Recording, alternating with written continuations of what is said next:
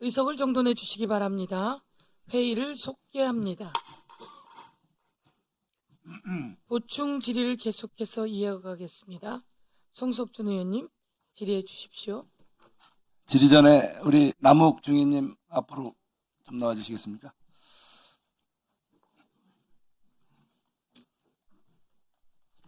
예, 늦게까지 고생 많으시네요. 자, 그동안 1기 검사 조사도 받았고 2기 대장동 검사들 조사도 받았죠? 네. 예. 그래서 지금 결론은 이 2기 검사들에 의해서 지금 부당한 조사를 받았고 조작 기소를 당했다. 그렇게 좀 생각하시는 건가요? 네, 그렇습니다. 그럼 1기 검사들한테는 그런 부당한 대우는 받지 않았어요? 담당 검사한테는 뭐 특별히 그런 건 없었습니다. 다만 다른 피의자를 수사한 검사님은 좀 다른 사실관계가 다른 내용들을 주장하셨습니다. 자, 어쨌든 1기는 문재인 정부 때 검사들이었죠? 전 그런 걸 잘 모릅니다. 잘 몰라요? 어쨌든 지금 이 윤석열 정부의 검사들이 부당한 대우를 했고 그래서 내가 사실과 다른 진술을 통해서 이게 지금 사건 지금 재판이 이상하게 가고 있다 이렇게 얘기하는 거 아니에요? 그건 맞습니다. 왜냐하면 네? 자, 그런데 본인 얘기가 지금 많이 뒤집히고 있잖아요. 그죠? 좀 전에 네, 상황에 따라서 박병원 의원님께서 틀어주신 것도 제가 네.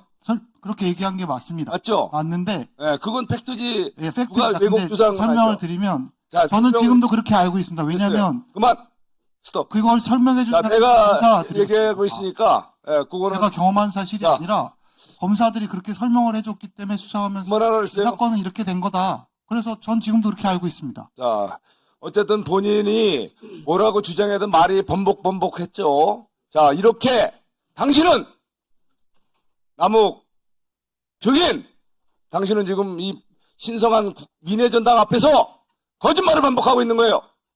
그렇지 않습니다. 법정에서 제대로 발언을 해서 거기서 그걸 해소해야지. 여기서 지금 여기 동료 의원들 응원해준다고 막 마음대로 해도 되는 거예요? 정말 참으로 개탄스러운 일이에요. 예? 말이 바뀌잖아요. 예? 말을 바뀌고 지금 자기 멋대로야.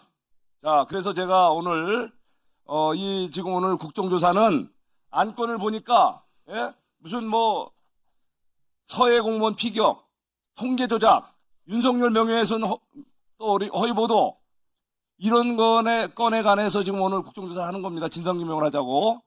그래서 오늘 제가 증인들이 아니네요. 보니까 우리 참고인들이 우르르 와 계시는데 보니까 우리 국토부 저의 사랑하는 동료들이 여기 여러 명이 와 계세요.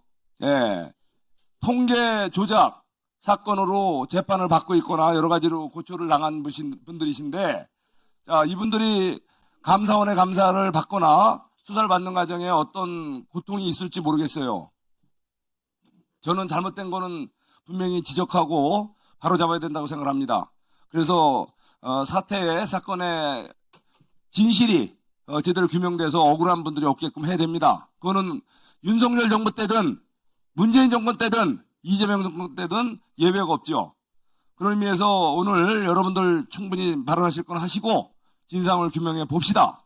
그런데 문제는 지금 이렇게 재판정에서도 말이 이랬다 저랬다 바뀌고 지금 7,800억에 그야말로 서민들에게 돌아갈 국민 혈세 또 서민들의 고열과 같은 범죄 수익금을 뚝 떼먹고 항소포기로 7,400억을 다 꿀꺽하게 생긴 그 범죄자 중에 한 사람이 이 신성한 국회 바로 민회전당 이곳에서 당당하게 바로 우리 동료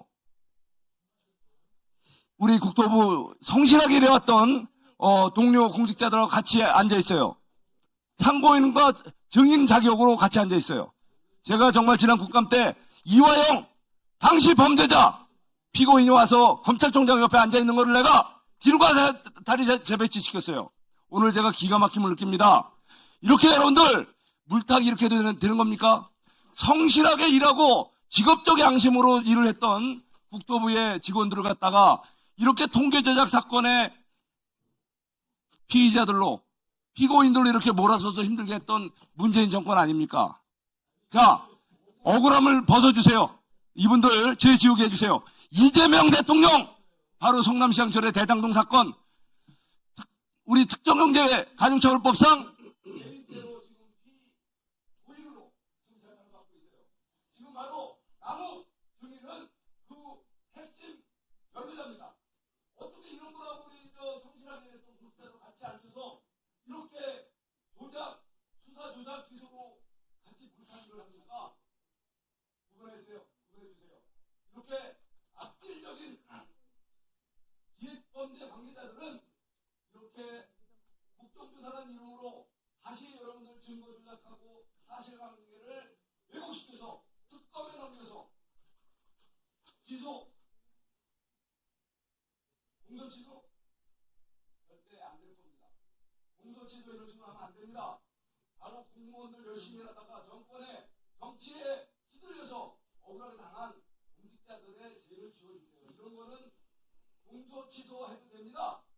이런 거야말로 여러분들 공직자 열심히 일했고 그야말로 국민들만을 바라보고 평생을 국가 생활했던 사람들이 억울하게 정치 노름에 정쟁의 희생양이 돼서 이렇게 법정에서는 공직자들을 죄를 네, 정리해 주세요. 이런 거야말로 공소 취소해도 돼요. 네, 국민 세금, 국민의 고연들을 앗아간 범죄 수익금을 날아가진 그 대장동 사건 같은 범죄에 연루된 이런 것들에 대해서는 절대 공소 취소, 죄지우기 해서는 안 됩니다. 네. 존경하고 사랑하는 이제 그만하세요. 제발 우리 제대로 된 진상규명 아이, 몇 번을 하지 말라는데 이제 그만하세요, 좀. 네, 이제 그만하세요. 예. 다 하셨죠? 진상규명에 집중하겠습니다. 의원 국정조사 즉각 중단해 주세요. 네.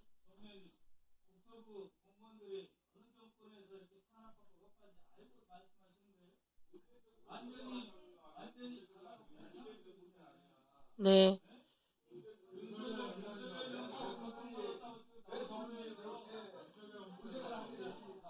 네. 자, 이제 양쪽 다 조용히 하세요. 양쪽 다 조용히 하시고요. 예. 진상을 규명하고 진실을 규명하는 자리. 우리 위원님들께서 제기한 부분들은 국민들께서 다 보고 계십니다. 지금도 수만 명이 지금 그 생중계를 통해서 보고 있다는 말씀 드리고요.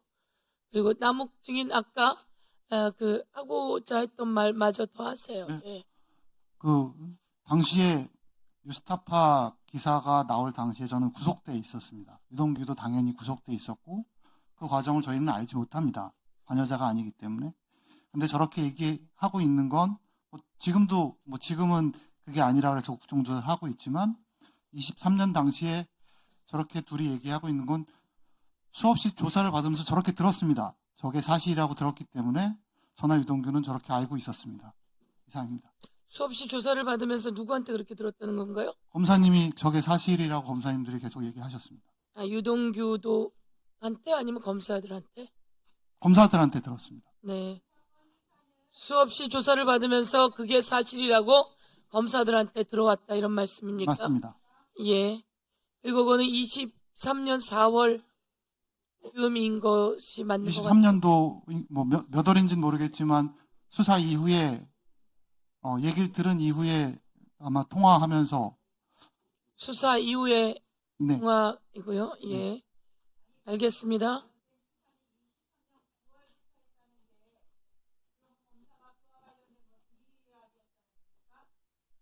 예. 예. 다시 질의하시고요. 그 다음. 양분남 의원님 질의해 주십시오. 예, 이광길 증인 나오세요.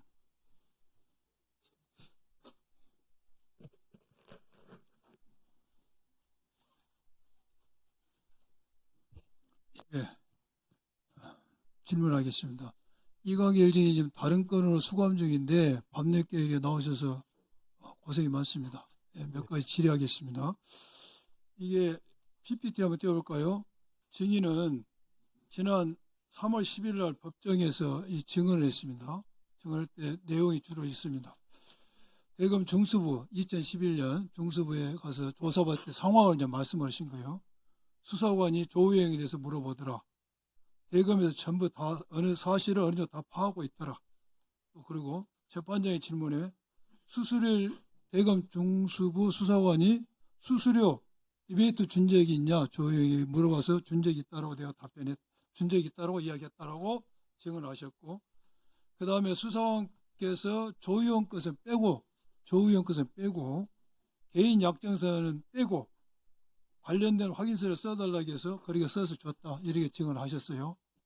그리고 또 하나는 증인이 소개한 노땡땡이라는 회장님이 계신데 그분이 증인한테 전화해서 대검에서 유선상으로 조우영이 준 것을 불어라 진술하라고 한다.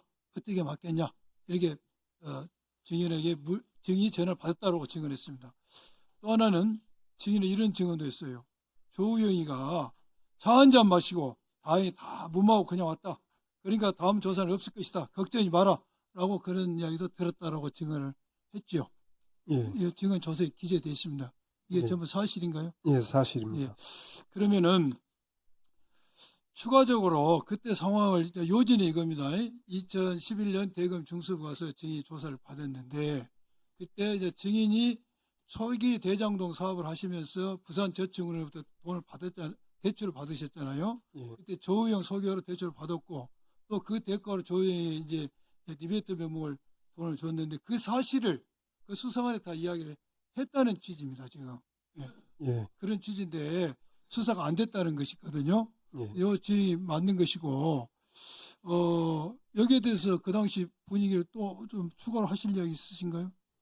뭐 추가로 드릴 말씀은 없고 그 당시 수사관이 면담하는 과정에서 저한테 리베이트 부산저축은행 관련해서 뭐 지분이 있는지 없는지 부산저축은행이 대출을 일으키면서 그걸 물어왔었고요. 그게 없다 그러니까 그러면 그 조우영이가 우리뿐만 아니고 부산저축은행이 대출한 각 현장 사업장에 어떤 수수료를 받고 그랬던 것들이 있는데 이런 것들을 좀 알고 있느냐라고 물어서 제가 그 당시 모른다 그렇게 대답을 했었습니다. 그래서 그러고 나서 이제 나와가지고 얼마 안 있다가 수사관께서 전화가 오셔가지고 부산저축은행이 그럼 그 확인서를 이제 제가 써서 내게 되는데요. 대검에다 그 부산저축은행에 그 대출을 받으면서 수수료 100억을 줬던 그걸 말고 다른 게 없다는 걸 확인서를 좀 해달라는 거였습니다. 그래서 제가 이제 수사관께서 말하는 대로 해주긴 했습니다만은 그 문건은 그 확인서 내용을 보시면 오히려 부산저축은행이 수사기관에서 조사를 받다가 자기들의 어떤 억울함이 있으면 이런 것들을 해명하기 위해서 저한테 요청하는 건데 검찰에서 그것을 해달라 하는 것들이 좀 이상하긴 했었습니다.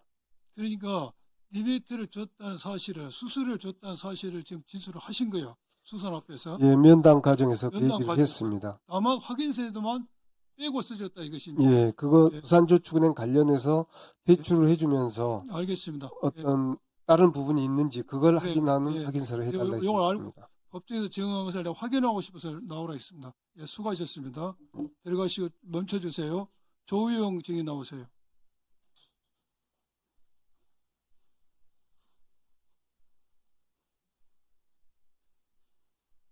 네. 질문하겠습니다. 조우영 증인은 2011년 중수부 수사가 시작이 되려고 하니까 3월 1일 날 박영수 변호사를 선임하죠. 네, 그 경우로 기억됩니다. PPT 보고 여기 계약서인데 법률 자본 계약을 처음에 금액은 4천에서 5천 정도 잡습니다. 명목은 어떻게 적어졌지 모르는 풍동 사업으로 적었지만 실제는 이 수사에 관한 걸로 이제 자본 계약을 체결했어요. 네. 그리고 나서 증인은 대검 중수부에 5번 갑니다. 5번. 네. 4번은 박모 씨들의 알선 수재죄 돈 신분한 거로 참고인 조사를 받죠. 네. 그러고 나서 한 2달 지나다가 검사가 들어오라 그죠.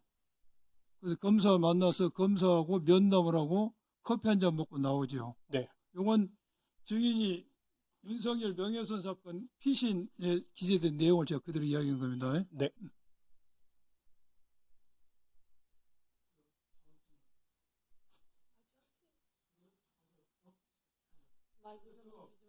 이게 면담을 했다는데 무슨 면담을 했습니까?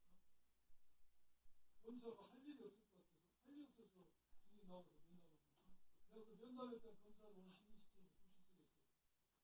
면담 내용이 지금 이강기 증언에 비춰보고 기타 여러 증언에 비춰보고 그 면담 내용이 바로 리베이트 받은 내용을 물어봤을 것 같아요. 2011년 그 5월 말고 그 이후에 다시 가서 만났던 한 번의 면담을 말씀하시는 거 맞습니까? 예, 그 당시에는 그러니까 여러 보도 나왔처럼 증인 스스로 이제 검사 만났던 면담 커피 나왔다. 네, 맞습니다. 무슨 면담이냐? 이 면담의 내용이 지금 증인이 리베이트 수원지로서 4년에 리베이트가 구속됐다는 것, 그 사건을 이야기하지 않으면 할 이유가 없고 면담이 목적이 있는 거예요. 예, 이게 편하게 말씀드릴 수 있을 것 같은데요. 이미 16년 된 일이어서 기억이 부정확하긴 합니다만 박길배 검사님으로 기억합니다. 예, 그래서 전화가 와서 면담이 좀 필요하다 들어오라고 해서 들어갔더니 수사 과정에서 좀 궁금한 게 있어서 묻는다라고 말씀을 하셨고요. 그 부산저축은행 수사를 하면서 고위 임원들 간에 좀 특이한 부분들이 보여서 묻고 싶은데 그 당시에 대표이사였던 분과 부회장, 회장과의 관계에 대해서 물으셨습니다. 그래서 제 기억인데 중앙저축은행 오지열 행장님하고 김민영 부회장님하고 사돈관계이셨기 때문에 두 분이 좀 각별했던 것을 말씀을 드렸던 걸로 기억하고요. 그때 이제 커피를 한 잔 얻어먹었던 기억이 있습니다. 그래서 다시 조사를 받으러 들어갈 때 김만배 팀장에게 제가 다시 연락이 와서 들어간다라고 말씀을 드렸더니 예, 갔다 와서 얘기해달라고 해서 나와가지고 이번에는 간단한 사안에 대해서 물었고 거기에 대해서 제가 아는 선에서 성의껏 답변을 드렸다라고 말씀을 드렸고요. 그때 커피 한 잔 마시고 나왔다라고 했더니 놀리는 말투로 이젠 가서 커피 한 잔 먹고 나오는 사이구나. 그게 화근이 돼가지고 오늘 이 자리까지 이런 좋지 못한 자리에 서게 된 것 같아서 유감으로 생각합니다. 예, 그건 2015년도의 일입니다. 네, 없었습니다. 예. 네. 예, 다시 잘못 들었습니다. 네.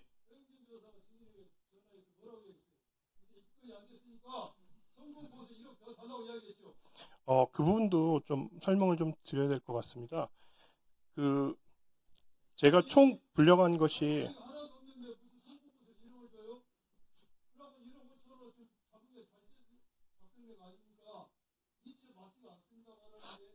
검사가 부산저축은행의 오너하고 가족관계 물어보려고 바쁜 검사가 증인 오너에서 됐다며요? 양국 검사 그래 한갑니까? 중수부에서 증인 어떻게 이야기 증인 되는데요? 네. 합리적이어야 됩니다. 예. 말이 됩니까? 예. 지금 이광기 증인은 조사한 수사관에게 증인에게 리베이트 줬다고 진술을 했어요. 그러면 당연히 수사관은 증인이 리베이트 받으려고 물어봤을 것이고 그것이 면담을 이루어졌겠죠. 그리고 그것에서 사건이 입건이 안 됐기 때문에 알경수 변호사가 입건 안 됐으니까 성공부에서 이렇게 발라해서 1억 5천으로 정리가 되는 게 합리적 추론 아닙니까? 그 다음에 더 나아가서 보세요. 대검 중수가 어떤 것입니까? 증인 리베이트 하는 거 몰랐더니 말 됩니까? 지금 중수에서 그런 중수가 전제가 필요가 있습니까?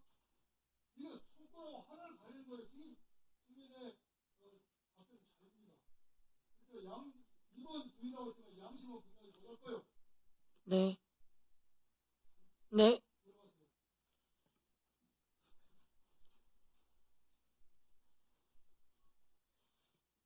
예, 양분남 의원님 수고하셨습니다.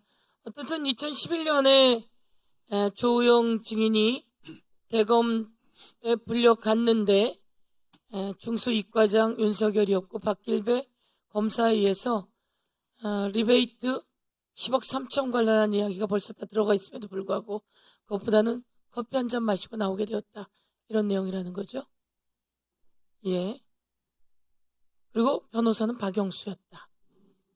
변호사 비용은 5천만 원이고 1억은 성공보수였다. 이렇게 정리가 되는 것 같습니다. 조금 이따 또 하실 얘기 있으면 마저도 시간을 드리겠습니다. 예. 다음은 차규근 의원님. 예. 좀 멈춰주시고요. 그 조영 정인 저쪽으로 좀 나와주시고요. 이강길 정인하고 남욱 정인 이쪽으로 두 분 좀 나와주시겠습니까? 마이크 좀 우리도 핸드 마이크도 하나 좀 바로.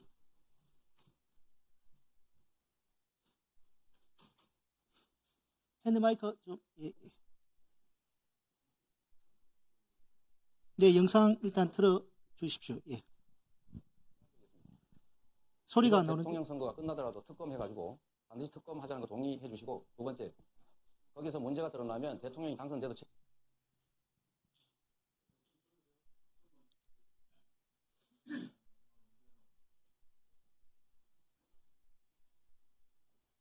제가 그래서 하나 제안드리겠습니다. 이거 대통령 선거가 끝나더라도 특검해가지고 반드시 특검하자는 거 동의해 주시고, 두 번째, 거기서 문제가 드러나면 대통령이 당선돼도 책임지자. 동의하십니까? 이거 보세요. 동의하십니까? 이거 보세요. 동의하십니까? 지금까지 동의하십니까? 다수당으로서 수사도 다 동의하십니까? 실패하고 지금 뭐 대통령 선거가 국민학교 애들 반장 선거입니까? 정확하게 수사가 이루어지지 않고 덮었지 않습니까? 그래서 이게 특검하자니까요. 지난 2월 25일 우리 TV 토론 이후에 다 나온 자료를 그때도 제가 말씀을 드렸고 새로이 언론에 나온 것들을 지금 말씀을 드리는 겁니다. 후보님, 그래서 특검하자고요. 왜 동의를 안 하십니까? 지금 동의해 주세요. 당연히 특검하면 수사가 특검하세요. 이루어져야죠. 특검해야죠. 아니 왜 당연한 거를 특검에서 지금까지 안 결과가 하고 나오면 있다가 이제 대통령이 얘기를 당선돼도 책임지죠. 자 이제 30초 드렸으니까 넘어가겠습니다. 대답을 안 하시네요. 자, 윤석열 당시 후보가 끝까지 대장동 특검을 거부한 이유를 오늘 확인해 보겠습니다. 오늘 그 관련자들이 나와 계시는 것 같네요. 먼저 조우영 증인, 네. 천화동인 6호 실소유자 맞죠? 예, 그 부분에 대해서는 맞습니까? 아닙니까? 아닙니다. 아니에요? 예. 지금 선서하고 증언하시는 예. 겁니다. 예. 오케이, 알겠습니다. 아니, 그 부분에 정의는 대해서- 잠깐, 잠깐만요. 정의는 2011년도에 의원님, 그 부분에 대해서는 대검 설명을 중수부, 좀 드려야 제가 묻는 말 대답하세요. 대검 중수부 가셔가지고 4개 범죄 혐의 수사관이 묻지도 않았는데 먼저 자백한 적이 있으시죠? 네. 근데 2011년도 이 관련해서 아무런 처벌 받은 적 없죠? 예. 자, 2014년 서울중앙지검에서도 조사부 수사를 받으셨는데 아니요, 해가 연도가 틀린 것 같습니다. 2012년도인가요? 3년도인가? 2015년 수원지검 처벌받는 거 말고 2012년도. 2년도인가요? 예. 그때도 처벌받지 않으셨죠? 네. 남욱 증인, 네. 정인과 정영학 씨와의 그 녹취록에 보면 네. 그 당시에 우영이는 빼줘라. 이런 뭐 녹취록이 확인되던데 맞죠? 네. 거기에 지금 그 2012년도 수사에서 그 당시도 그 변호사 2011년도와 마찬가지로 박영수였죠. 그랬던 거. 예, 저 그래서 기억합니다. 그때도 조영 씨 처벌받지 않았죠. 저희 다 그때 무혐의 처분 받았습니다. 정인도 그때 네. 처벌하셨고 조영 씨도 처벌 안 받았고 그 이강길 정인 만일 2011년도와 2012년도 이렇게 조우영 씨가 그 부산저축은행 그 불법 대출 금액이 1,100인가 1,800억인가요? 1805. 1,800억. 그걸 관련되는 수사 제대로 받아가지고 처벌 받았다 그러면 지금 국민의힘에서 저렇게 비난하고 있는 대장동 민간업자들의 이 뭐 수익 이런 부분은 모두 다 물거품 될 수 있었던 거 아닙니까? 예, 그렇습니다. 그거 좀 설명 좀 해주세요. 제가 알고 있는 부분만 여기에서 설명을 좀 드리겠습니다. 추가적으로. 여기 그 증인으로 나와 있는 조우영 씨가 2016년도 저하고 같은 사건으로 2015년도 12월에 구속이 됩니다. 근데 그 건이 무엇이냐면 그 부산저축은행에 대출을 하고 수수료를 받았는데 저희들이 그 주택 사업을 하기 위한 용역계약서, 허위계약서를 써가지고 그게 드러나서 구속이 됩니다. 근데 수원지검에서 구속하기 전에 경기청에서 그 수사를 먼저 할 때 제가 알고 있는 바로는, 기억하는 바로는 저기 나와 있는 조우영 씨가 남부청에서는 그 용역 수수료에 대해서 이건 정상적으로 이미 대검에서 수사를 받아서 자기는 무혐의 처리가 된 것이다라고 남부청에서는 그렇게 말한 걸로 기억을 하고 있습니다. 그래서 그 이후에 이제 수원지검 특수부로 이 모든 것이 자료가 넘어가고 이제 수사가 그쪽에서 진행이 되면서 그게 사실이 아니고 그 주택 사업을 하기 위한 목적이 아니고 대출을 알선한 그런 수수료였다는 게 이제 인정되어서 조의영 씨도 그러고 저도 구속이 되었던 것입니다. 그 남욱 증인, 네. 네, 그 조영 씨가 2011년도, 2012년도 다 처벌을 피했습니다. 박영수 변호사를 통해서. 네. 지금 이강길 씨 증언에 의하더라도 그 당시 조영 씨가 제대로 처벌을 받았다 그러면 정인과 김만배 이런 대장도 민간업자들의 프로젝트도 무산이 되었을 것이라는 취지로 말씀을 하셨는데 정인의 생각은 어떻습니까? 마찬가지 아닙니까? 뭐 그렇게 됐으면 진행이 어려웠을 수 있습니다. 그렇죠. 네.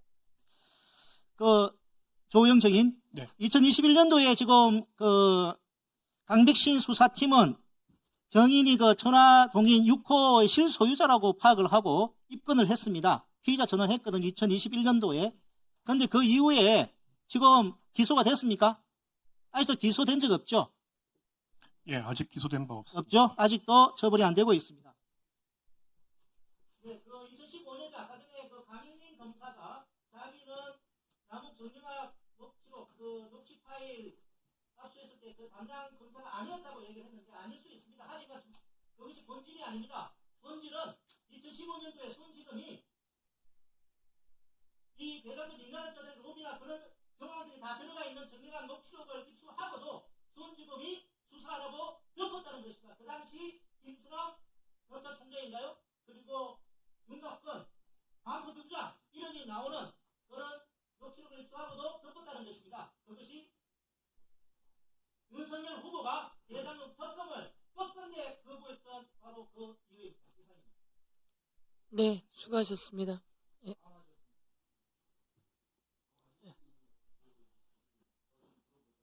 할 얘기 있습니까? 아니 뭐 특별히 없습니다. 네. 제가 기억하는 것들이 맞는지는 모르겠습니다만은 위원님들께 상황을 파악하는 데 도움이 됐으면 하는 취지에서 좀 말씀 올리겠습니다. 일단 첫 번째는 2011년도 조사부 사건은 처분이 끝나지 않았던 것으로 저는 어렴풋이 기억합니다. 그래서 그게 강유민 검사한테까지 연결이 돼서 제가 처벌을 받았던 것으로 그렇게 기억을 하고 있고요.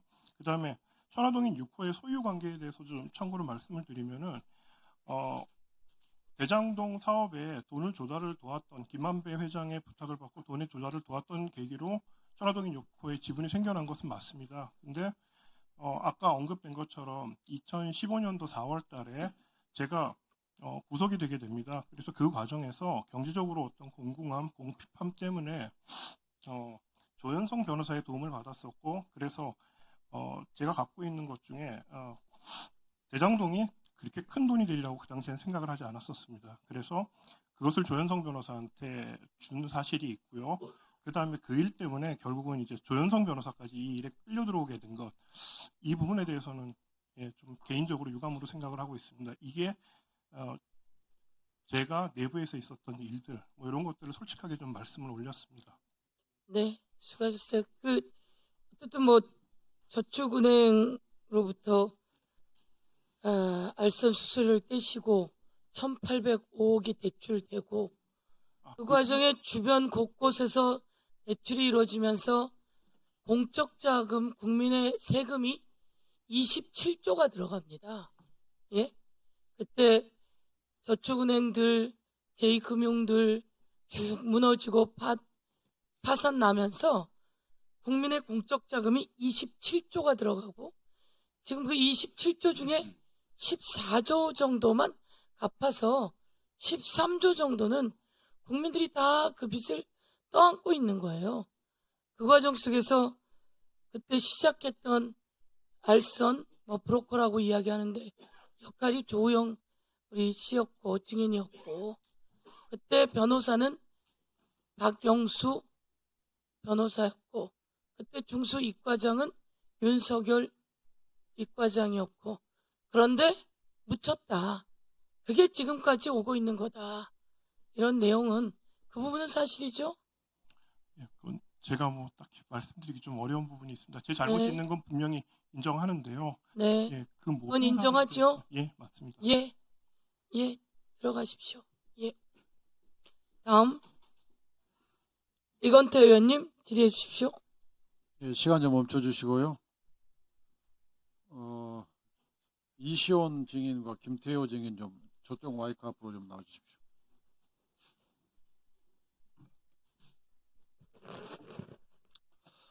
예, 부천시 병 출신 이건태 의원입니다. 지금부터 제가 드릴 질의는 제가 국정원으로부터 제출받은 자료에 근거해서 물어보겠습니다. 이시온 증인은 공직비서관 때 국통전부 아태이가 금융제재 대상이 아니다라는 기재부 6권 해석에 반발해서 국정원에 의견을 물어본 적이 있죠. 그 부분에 짧게 없으면 없다고 하고 그 있고. 부분에 대해서는 좀 전에 말씀드린 것처럼 그 국회 증언감정법 3조 1항에 따라서 증언드리기 어려움을 말씀드립니다. 계속 하겠습니다. 국정원으로부터 통전부 아태이 등 노동당 산하 조직은 제재 대상이라는 취지의 초도 의견을 전달받자 부처별 해석이 달라 허점이 있다면서 국정원장 주관의 관계기관 회의 개최 및 대북 제재 해석 기준 마련 필요성을 언급한 적이 있죠. 같은 취지로 증언드리기 어려움을 말씀드립니다. 그런데 조태원 전 원장은 해외 출장 중에 이 비서관의 언급 내용을 보고받고 부정적인 반응을 표출했죠. 동일한 취지로 답변드리기 어려움을 말씀드립니다. 국정원 협의가 여의치 않자 증인은 국가안보실을 통해서 대북 제재에 대한 광의의 해석 기준을 마련을 추진합니다. 그 당시 증인은 그렇다면 해석 기준은 안보실에 맡기자. 안보실 관계비서관도 노동당 산하인 것을 아는 이상 제재 대상이 아니라고 할 수 있겠느냐. 이런 취지의 말을 하더라라고 언급을 했어요. 그리고 기재부의 육군 해석 내용과 관련해서 공직비서관실 파견관은 서면으로 국정원에 의견 회신을 요청했고 황원진 제2차장은 노동당 대북제재 지정 경과 노동당 통전부 관계를 검토하도록 지시해서 결국 황 전 차장이 검토한 보고서가 이시원 공직비서관실의 파견관에게 전송이 됩니다. 그런데 이게 전송된 이후에 조태영 원장이 그걸 회수하고 수정본을 또 보냅니다. 이게 이제 전반적인 경과 사실인데 왜 이런 걸 공직비서관이 자기의 업무가 아닌데 왜 이걸 검토하죠? 좀 전에 말씀드린 것처럼 그 부분에 대해서는 동일한 사유로 답변드리기 어려움을 말씀드립니다. 김태호 증인께 묻겠습니다. 이시원 비서관이 이시원 증인이 그 국정원의 협조를 받기 어렵게 되자 안보실에 검토를 의뢰한 걸로 나오는데 안보실에서 이걸 검토했습니까? 저는 이 문제를 지금 처음 들어봅니다. 검토받은 적이 없습니다. 만약에 이시원 증인이 이걸 안보실에 의뢰를 했다면 안보실에는 어느 쪽이 담당이 되죠? 그것도 제가 짐작하기 어렵습니다. 저한테는 아무도 얘기를 해주지 않았습니다. 이시원 비서관, 안보실 누구랑 협의한 거예요? 계속 반복적으로 말씀드리지만 이 부분에 대해서는 국회 증언감정법 3조 1항에 따라서 답변드리기 어려움을 말씀드립니다. 그러면 본인이 기소할 우려가 있을 때 증감법상의 증언을 거부한 사유 중에 하나로 있는데 지금 이거 관련해서 수사를 받고 있습니까? 네, 제가 수사 대상이 된 것으로 알고 있습니다. 어디서 수사를 받고 있죠? 지금 종합특검에서 저에 대한 출국 금지를 한 것으로 알고 있습니다. 그래요? 네. 자, 그러면 지금 말하는 걸 보니까 안보실 누군가하고 협의를 하고 안보실에서 그 당시 논의를 한 것 같은데 김태호 증인, 네, 안보실에 본인의 직책이 그때 뭐였죠? 안보 1차장입니다. 그러면 1차장이 모르면 1차장과 2차장이 있습니까? 네, 3차장까지 있습니다. 그러면 각 소관이 어떻게 되죠? 2차장은 국방 현안이. 1차장은 2차장이. 1차장은 외교 쪽입니다. 주로. 2차장은 국방, 3차장은 경제 안보 쪽입니다. 그러면 이게 성격상 대북 제재는 어느 차장 소관이죠? 통일비서관일 수도 있고 뭐 군사 문제가 있으면 또 국방 쪽에 있는데 어쨌든 이 문제는 제가 다뤄본 적이 없습니다. 통일비서관이면 1차장입니까? 2차장입니까? 1차장 소속입니다. 본인 소속이에요? 네네. 혹시 이 문제와 관련해서 기재부하고 협의한 적이 있습니까? 없습니다. 자, 이시원 증인. 네. 그 특검으로부터 소환 연락을 받은 적 있습니까? 종합특검으로부터는 없습니다. 다른 데로부터 연락이 받은 거 있어요? 종합특검으로부터는 본건과 관련되지 않은 것으로 목요일 날 소환을 요청받은 바 있습니다. 참고인이라고 들었습니다. 네. 네, 이제 본건과는 다른 것으로 알고 있습니다. 이시원 증인? 네. 예. 국정원의 어떻든 대북 제재 대상인지 아닌지 알아봤죠? 반복해서 말씀드립니다만 동일한 사유로 답변드리기 어려움을 양해해 주시기 바랍니다. 예. 태평화위원회 대북 제재 대상이냐 알아봤죠? 반복적으로 말씀드립니다만 동일한 사유로 답변드리기 어려움을 네. 양해해 주시기 바랍니다. 네. 그러면 그 내용을 왜 알아봤을까? 윤석열 대통령도 거기에 대한 고민이 있었습니까? 동일한 이유로 답변드리기 어려움을 양해해 주시기 바랍니다. 윤석열 대통령에게 그런 얘기를 들은 적이 있습니까? 동일한 사유로 답변드리기 어려움을 양해해 주시기 바랍니다. 네. 들어가십시오. 네. 네. 정확히 말해주지 않았는데 내용으로 봐서는 본건과는 관련이 없는 것으로 알고 있습니다. 그러니까 지금 질의가 나오는 사건과는 관련이 없는 것으로 알고 있습니다. 제가 좀 시간이 걸려도 답변 드려도 되겠습니까? 사유에 관해서는. 들어보시겠습니까? 네. 양쪽 다? 그러시죠, 그러면. 예. 네. 제가 출국 금지 처분을 요청하신 특검보가 권영빈 특검보실로 알고 있습니다. 그 부분에 그리고 그 특검보님께서 공식 브리핑에서 지금 종합특검의 수사 대상이 되고 있는 윤석열, 김건희의 그 수사에 대한 관여, 사건에 대한 부분에 대한 강력한 수사 의지를 공식적으로 브리핑하신 것으로 알고 있습니다. 그리고 그 관계 보도도 다 되었고요. 그런 걸 종합할 때 저에 대해서도 조만간 소환 조사가 있지 않을까 그렇게 판단하고 있습니다. 따라서 그와 관련된 여러 질의에 대해서는 죄송합니다만 국회중앙감정법 3조 1항에 따라서 답변드리기 어려움을 양해해 주시기 바랍니다. 네, 이것과 관련은 없는 것인데, 그렇게 우선 판단을 해서 하고 있으니, 또 그렇게, 답변하신 걸로 하고요. 예, 그리고 특검 범위에 이제 그 대통령이 수사 상황을 보고받고, 또 그와 관련해서 지시하고, 이런, 위법한 내용이 특검 수사 대상에 들어있어서, 그 부분인 것 같다, 이런 말씀인 거죠? 그리고 그 수사 대상하고 지금 본특위에서 감사하고 계시는 감사 범위하고 중복이 된다고 저는 생각하고 있습니다. 네. 예, 들어가세요. 다음은 국민의힘의 신동욱 의원님 질의해 주세요. 예, 같은 질문을 좀 이어서 오늘 김규현 정인도 나와 계시고 김성환 정인도 나와 계시고 다 계시는데 저는 이런 생각을 해봅니다. 왜 이시원 정인에 대해서 조선 아태위가 대북제재 대상인가라는 부분을 민주당이 집요하게 묻고 있을까라는 생각을 제가 해보면 지금 대북 송금 문제 관련해서 청와대하고 국정원이 연결돼 있는 부분이 이제 바로 그 부분 때문인 것이거든요. 그래서 제가 아태위가 과연 대북제재 대상인가를 다각도로 좀 찾아봤습니다. 그랬더니 이제 결론적으로는 아태위는 유엔의 직접적인 그 제재 대상 기관으로 명시되어 있지는 않지만 미국 정부라든지 우리 대한민국 정부 입장에서 보면 제재 기관이 분명하다.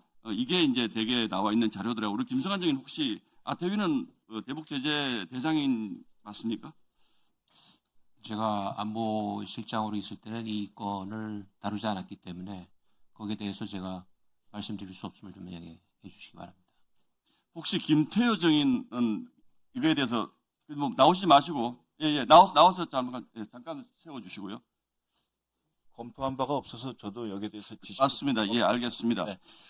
왜 이 문제를 가지고 지금 계속 이렇게 문제를 삼냐면 한 가지 좀 특이한 점이 생깁니다. 민주당 의원님들의 주장에 따르면 북한으로 쌍방울의 그 대북 자금이 넘어가지 않았다라고 주장하시는 분도 있고 또 그동안 나와 있는 이런 뭐 법원 판결로도 확정되어 있는 이런 부분에 대해서도 사실이 아니다라고 조작이다라고 이제 말씀하시는 분들도 있는데 왜 아태위가 대북 제재의 대상이 아닌데 당시 청와대에서 국정원에 대북 제재 대상을 만들으라고 강요를 한 것을 가지고 문제를 삼느냐. 제 생각은 그렇습니다.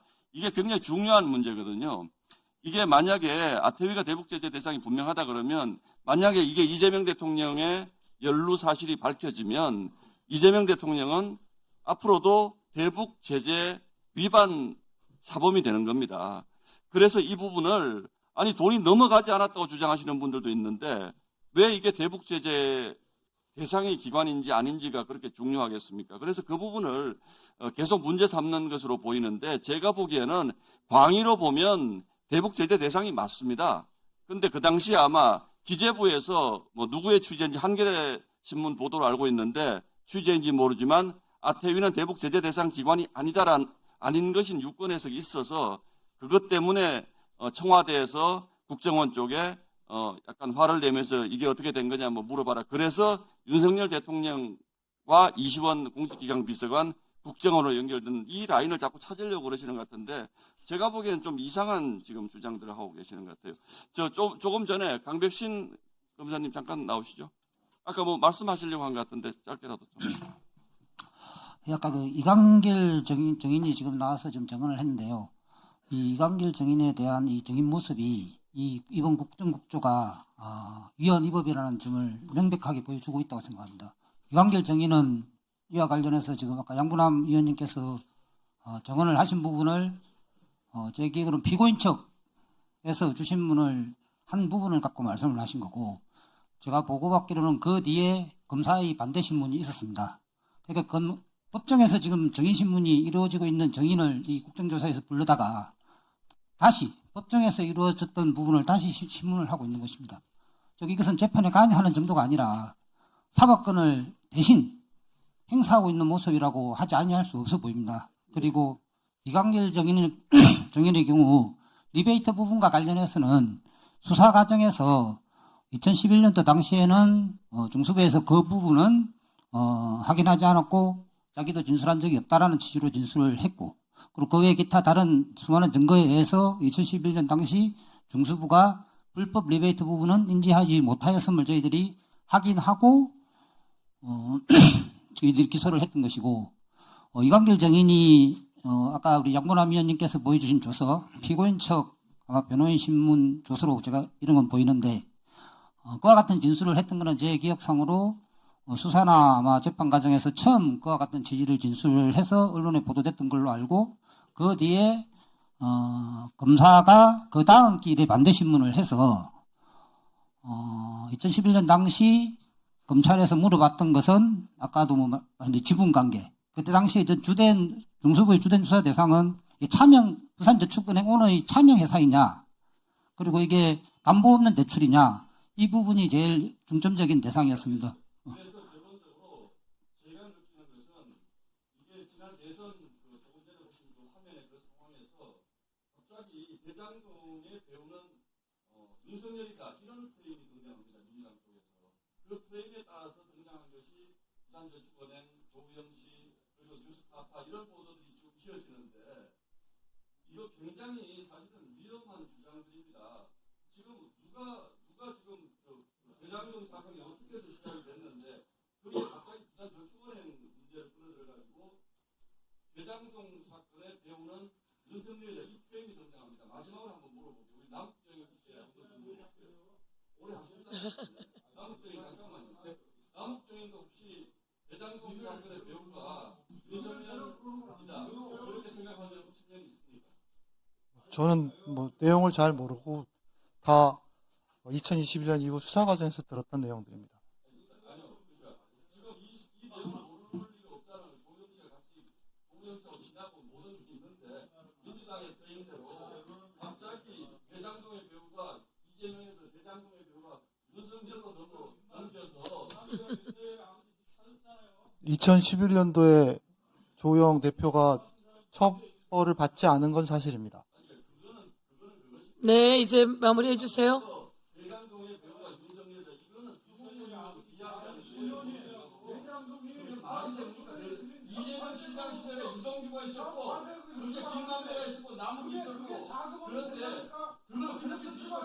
이제 그만하세요. 예. 예. 예, 들어가세요. 예, 들어가세요. 위원장님 한 가지만 말씀드리면 실컷 얘기하시고 뭘 또 얘기하겠다고. 해봐요. 예. 그 이광길 씨 진술 관련해서 이광길- 위원장님께서 말씀할 기회를 주셨습니다. 아니, 이광길 증인 얘기는 지금 강백신 증인이 그렇게 얘기하면 어디 무서워서 있겠어요? 지금 얘기할 단계가 아니지. 강백신 증인 거 관련해서는 모르겠는데 지금 여기 나와서 이광길 증인 얘기를 하면 어디 무서워서 살겠냐고요, 그 사람이. 수사 과정에서 확인된 내용을 설명을 드리고 그 신빙성에 대한 들어가시고요. 판단권은 법원에 있다는 점을 말씀을 드리고자 했던 것입니다. 이상. 예, 우선 들어가세요. 강백신 증인이 지금 잘못한 거는 이 자리에 와서 이 국조가 위헌하고 위법하다는 이야기를 해요.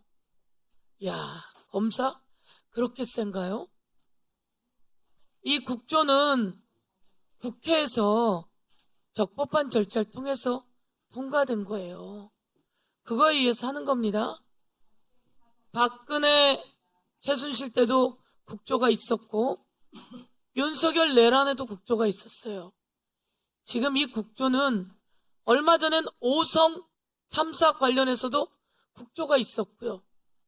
그것도 마찬가지로 수사 중이고 재판 중이나 진실을 규명해야 하기 때문에, 그리고 정치적 책임을 묻기 위해 국조가 있다 이렇게 되어 있는 거예요. 이태원 참사 관련해서도 수사 중이고 재판 중인데 국조했어요. 마찬가지로 윤석열이 끝내는 불법 비상경까지 하면서 대한민국을 다 망가뜨렸는데, 그렇게 된 근거에 검찰을 쥐고 흔들면서 검찰에게 의무에 없는 일을 시킨 겁니다. 그리고 여러분은 그걸 열심히 한 거고, 그 내용을 그 연장선에 지금 국조를 하는 거예요. 그런데 여기 와서 증인이 이 국조가 위헌하고 위법한 겁니다, 그 증거는 이겁니다, 이러면 되시겠습니까? 예? 나중에 더 못다한 이야기는 다시 할 기회를 또 여러분에게 드리긴 할 텐데요. 그렇게 하면 안 되죠. 강백신 증인 온 세상을 다 가진 것처럼 손아귀에 넣고 그러려고 하지 마세요.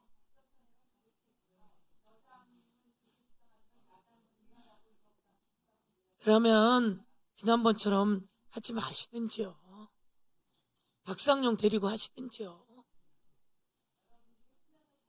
자, 다음입니다.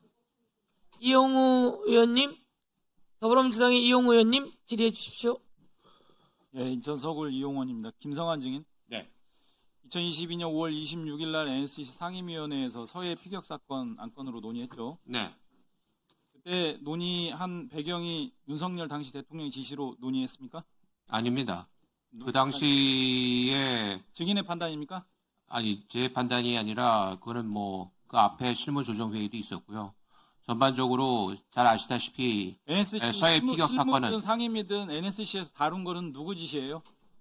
그게 어떤 지시 때문에 다루지가 않고요. 누가 그다음에 결정했어요? 그 누가 결정했어요? 어떤 결정이요? 안건으로 다룬 거. 안건으로 다루는 거요? 예. 안건도 누가 결정을 해야 안건으로 되는 거 아닙니까? 증인이 결정했어요? 실무조정회의를 비서실장이 결정했습니까? 아닙니다. 대통령이 실무조정회의를 결정했습니까? 하기 전에 이러이러한 안건이 누가 결정했는지만 말하세요. 다뤄질 것이라는 결정을 자, 시간 멈춰 주시고요. 예. 김태효 증인 나와 주세요. 네. 2022년 5월 24일 실무조정회의에서 이 안건 누가 결정했습니까? 그거는 NSC 사무처에서 부처하고 의견을 취합해서 올라옵니다. 사무처 결정이에요. 네네. 자, 김성환 증인 서해 피격 사건 관련해서 윤석열 당시 대통령과 소통한 내용 말씀해 보세요. 소통한 적 없습니다. 소통 자체를 안 했다고요? 왜냐하면은 안 했죠? 네. 김태효 증인 소통한 내용 있으면 말씀해 보세요. 소통을 하진 않았고 대통령 당선 전에 21년 12월인가요? 항소에서 유족들이 부분 승소를 합니다. 그래서 윤석열 당시 대통령과 소통한 내용 말씀해 보세요. 소통한 게 없습니다. 보고나 지시받은 바도 없고요. 네네네. 다만 시간 멈춰 주시고요. 네, 정보 공개를 이제 공약을 대통령 전에 했고 항소 변론 기일이 다가와서 알겠습니다. 시간 멈춰 사무처에서, 주시고 네, 달력을 보고 결정한 것 같습니다. 김성종 증인 나와 주세요.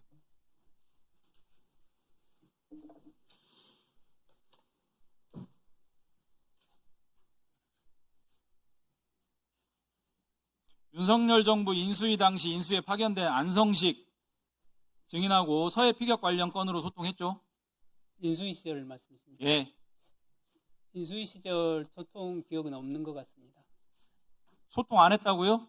기억에는 그렇게 대통령실 당시에는 소통 안 했다고 확실하게 얘기하시더만 왜 인수위 때는 기억을 얘기합니까? 소통했어요, 안 했어요? 그런 기억은 없습니다. 대통령실 당시에는요? 대통령실에도 그 안성식 과장 행정관으로 있을 때는 그 안건으로는 소통한 적이 없는 것 같습니다. 그거는 기억하는데 왜 이건 기억 못 하냐고요? 소통했죠? 인수위 시절 특별히 기억은 없는 것 같습니다. 그것도 위증이 됩니다. 2022년 6월 10일 날 김태호 국가안보실 1차장이 주관하는 회의에 참석했고요. 네. 지난번 기관보고 당시에 김성구 사단장이 증언한 내용 기억하시죠? 네. 당시 이 회의에서 김태호 1차장이 보도자료 내용을 직접 수정했다라고 김성구 사단장이 증언한 거 기억하시죠? 네, TV로 봤습니다. 예. 이 당시에 회의 참석한 증인의 입장에서도 그 내용 그대로 동의합니까? 그때 저희들 안건에 신경 쓰느라 아니, 같은 회의석상에서 김태호 증인이 이렇게 수정 지시한 거 기억하냐고요? 김성구 사단장이 증언했지 않습니까? 정확한 기억은 안 나는 것 같습니다. 다른 부처 안건이라. 이런 내용 맞아요, 안 맞아요? 김성구 사단장 증언. 제가 저희 안건에만 치중하다 보니 정확한 기억은 안 나는 것 같습니다. 그거 나중에 위증이 됩니다, 그거는 명확하게. 자, 시간 멈춰주시고 김태호 증인 다시 나오세요. 2022년 5월 24일 NSC 실무조정회의에서 정보공개 소송 외에 수사 종결 사항도 논의했다고 했죠, 아까? 네네네. 수사 종결 사항에 대해서 어떤 논의를 했습니까? 이제 수사 종결하자, 맞습니까? 그렇지 않습니다. 그 해경하고 마지막에 답변 주시고요. 네네. 22년 6월 10일 날 김성구 사단장이 지난번 기관보고 때 네네. 증인의 지시에 따라서 증인이 직접 수정 지시했다는 겁니다. 그 회의에서. 그렇지가 않습니다. 제가 그런 사실 없다는 거죠? 네, 전혀 없습니다. 국방부 입장이 너무 약하다라고 발언한 적 있어요, 없어요? 그렇게 정확하지는 않고 판결문에 나와 있는 워딩입니다. 이게 지금 메시지가 잘 모르겠으니 설명을 해달라 그랬더니 아까 제가 증언 드린 것처럼 국방부 입장이 너무 약하다 이런 발언 한 적 없고요. 그렇습니다. 22년 6월 13일 날 윤석열에게 그 관련 내용 보고했어요? 회의 결과 보면 보고 예정이라고 되어 있습니다. 13일에 정례 보고했어요, 안 했어요? 네, 전체 안보실이 같이 보고했고요. 그런데 아까 소통한 적 없다면서요, 서해 피격 관련해서. NSC 회의 전에 소통한 적이 없다고 아까 답변. 제가 그렇게 묻지 않았습니다. 그렇게 자, 보고한 내용은 뭐라고 보고했어요? 6월 16일 날 입장 번복하는 내용으로 발표할 그렇지 거다. 않습니다. 항소를 취하하겠다. 수사 종결하겠다. 네네. 그리고 입장 번복 발표하겠다. 그렇지 않습니다. 그 내용이 협의 결과인데요, 왜? 입장을 번복은 국방부는 전혀 한 게 없고 해경부는 해경은 지난 정부에서 좀 치중했었는데 이번에 좀 더 객관적으로 최종 수사 결과를 발표하겠다 이렇게 먼저 초안을 가져온 게 6월 10일입니다. 6월 13일 날 보고할 때 6월 16일 발표와 관련해서 보고를 했다는 거죠? 네, 발표는 두 부처가 한다. 그냥 끄떡하고 아무 말 대답이 없었습니다. 아무런 말을 안 했다고요? 네네. 전체 안보실 직원이 같이 보고를 했기 때문에. 2020년 9월 24일 날 아까 존경하는 우리 김동환 의원께서 확인했는데 국방부의 입장은 명확합니다. 월북 가능성이 높다라고 했고 이 입장을 그대로 22년 6월 10일 날 증인이 주관하는 회의에서도 유지를 했는데 국방부 입장이 너무 약하다 이러면서 수정 지시했다라는 게 김성구 사단장의 증언이에요. 그러면서 바뀝니다. 아닙니다. 네, 24일, 27일 국방부는 문재인 정부 때 북한의 만행이 분명하다. 그리고 북한이 협조를 하지 않아서 월북인지 판단할 수가 없다. 이 입장을 유지하겠다고 해서 저도 완전히 동의를 한 것입니다. 김대현 증인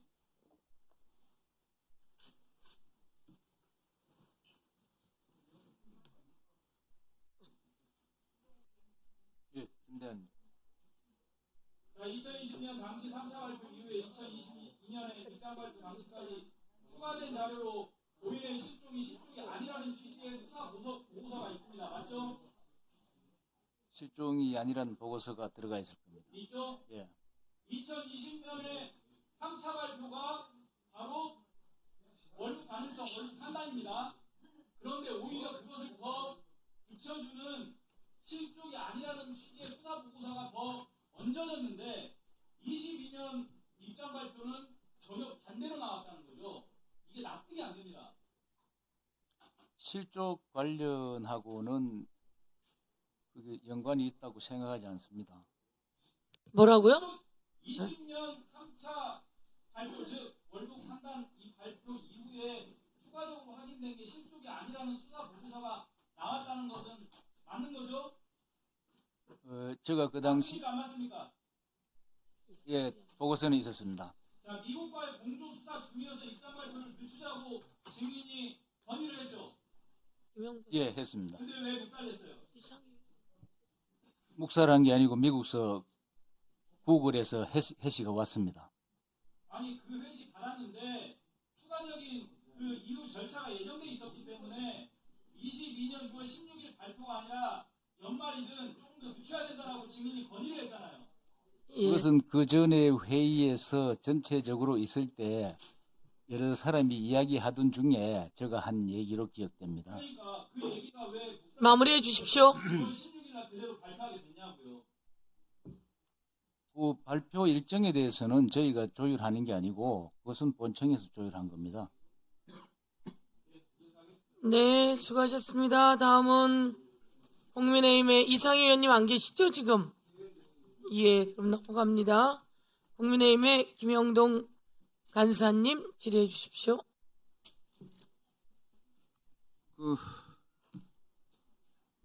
다른 거 질문하려고 그랬었는데 우리 김태효 전 차장님 좀 나오셔가지고 몇 위원님들의 질의에 대해서 좀 하실 말씀이 있을 것 같아요. 어디 나와 계십니까? 네. 아, 예. 저쪽으로 갈까요? 예, 저쪽으로 가겠습니다.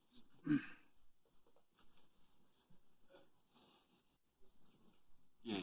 여당 위원님들의 취지가 첫 번째 이 건과 관련돼서 대통령이 구체적으로 지시를 했느냐? 없죠?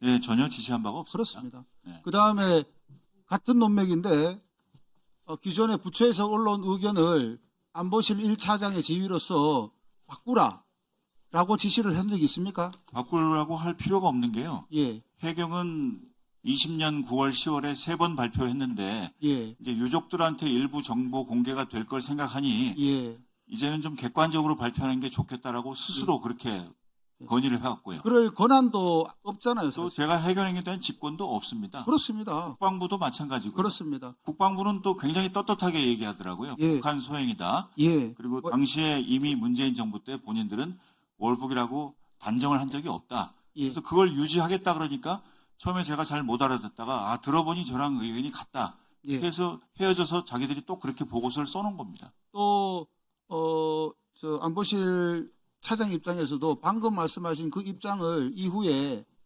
바꾼 적도 없잖아요.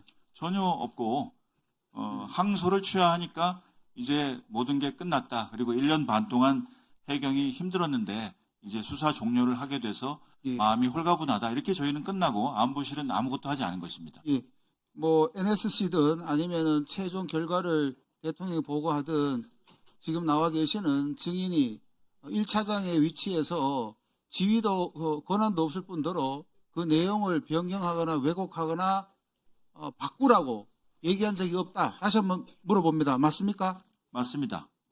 더 하실 말씀 있습니까? 그러니까 오로지 그냥 국민들이 볼 때 예, 진실에 가깝게 결론이 났으면 좋겠다는 바람이었고 예, 저희는 지난 정권의 안보실하고 아무런 감정이 없고요. 예, 같은 일에 종사하는 사람으로서 전문성을 발휘해서 연속성상에서 서로 어긋나게 있으면 서로 교정해 주자. 이런 순수한 마음으로 일했다는 걸 자신 있게 말씀드릴 수 있습니다. 자신 있게 말씀하실 수 있습니까? 네네, 예, 그렇습니다. 알겠습니다. 최혁 증인 나와 주시죠. 김동아 의원님 그 정도 하셨으면 됐어요. 객관적인 증거를 대세요 그러면. 예. 자, 예.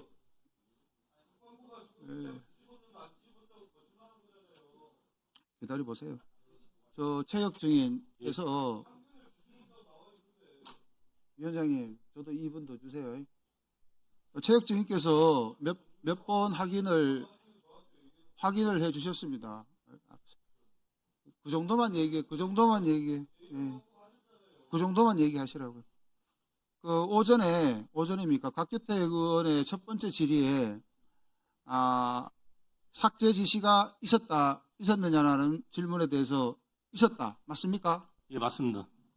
그리고 실제 삭제가 됐습니다. 맞습니까? 예, 맞습니다. 단 법원에서는 무죄가 나왔다.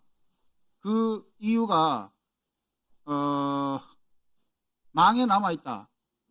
법원의 판단이. 그리고 이제 이건 법리적인 부분인데 망에 남아있다 하더라도 현저히 확인하기 곤란한 방식으로 삭제가 있었다면 이 부분은 검찰 입장에서는 죄가 된다는 입장이었죠.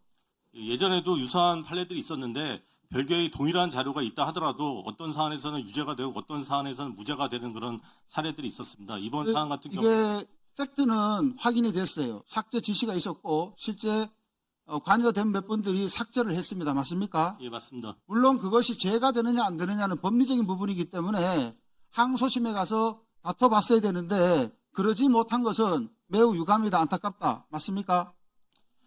제가 그것까지 말씀드릴 예, 수는 않습니다. 좋습니다. 시간이 얼마 안 남아서 국민들이 그 부분을 명확하게 아셔야 돼요. 무죄, 유죄 좋습니다.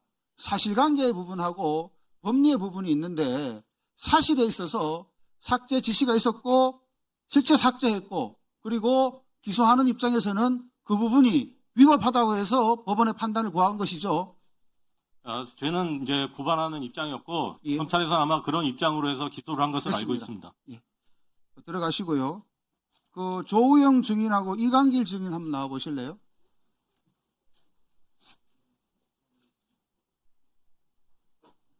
이강길 증인은 지금 구치소에 계십니까?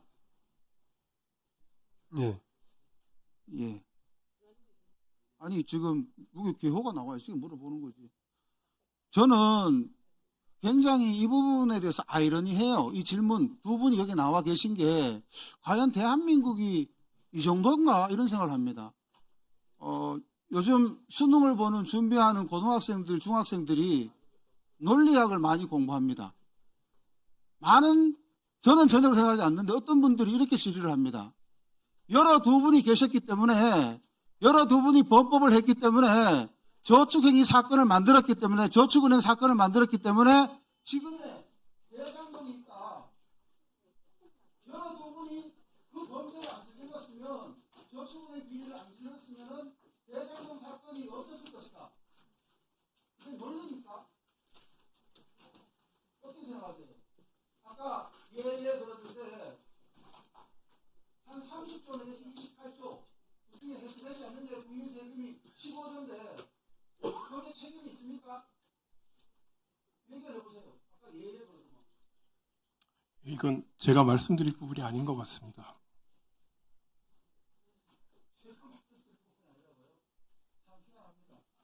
이게요, 대한민국이 조선이 안 만들어졌으면은 임진왜란이 없었을 거라고 똑같은 얘기예요. 어떻게 그런 논리를 성립할 수 있습니까? 대장동의 사건을 일으키고 만든 주범은 남욱과 그의 일당이지 본인들은 본인들의 제 고민에서 지금 처벌을 받았지 않습니까? 근데 여기 나와가지고 저희들 때문에 대장동이 생겼습니다. 라는 식으로 증언하는 거 보고 깜짝 놀랐습니다. 국민들께서 어떻게 받아들이시겠습니까? 예, 이제 맞춰주세요. 대장동 그대로 굉장히 큰 대한민국을 만들어진 이후에 최고의 범죄입니다. 여러분들이 잘 됐다고 얘기하는 건 아닙니다. 안상하십시오. 예. 들어가 주시고요. 그 대장동을 대장동으로 보지 이재명이랑 그렇게 엮으려고 하니까 문제가 되는 거 아니에요? 나는 깜짝 놀랐어. 윤석열 아버지 집을 김만배가 샀다는 거에 대해서 깜짝 놀랐어. 그게 이 세상에 있을 수 있는 일인가? 윤석열 아버지 집을 김만배가 샀다. 깜짝 놀랐어. 자, 다음은 예.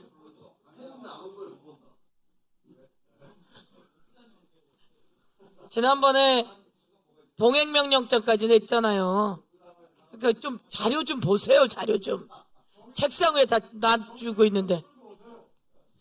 자, 다음입니다. 박성준 더불어민주당 간사님 질의해 주십시오. 우리 김성환 실장님도 좀 제가 안 보여서 이쪽으로 네네. 예, 김태효 우리 증인도 좀 같이 서주시 바라겠습니다.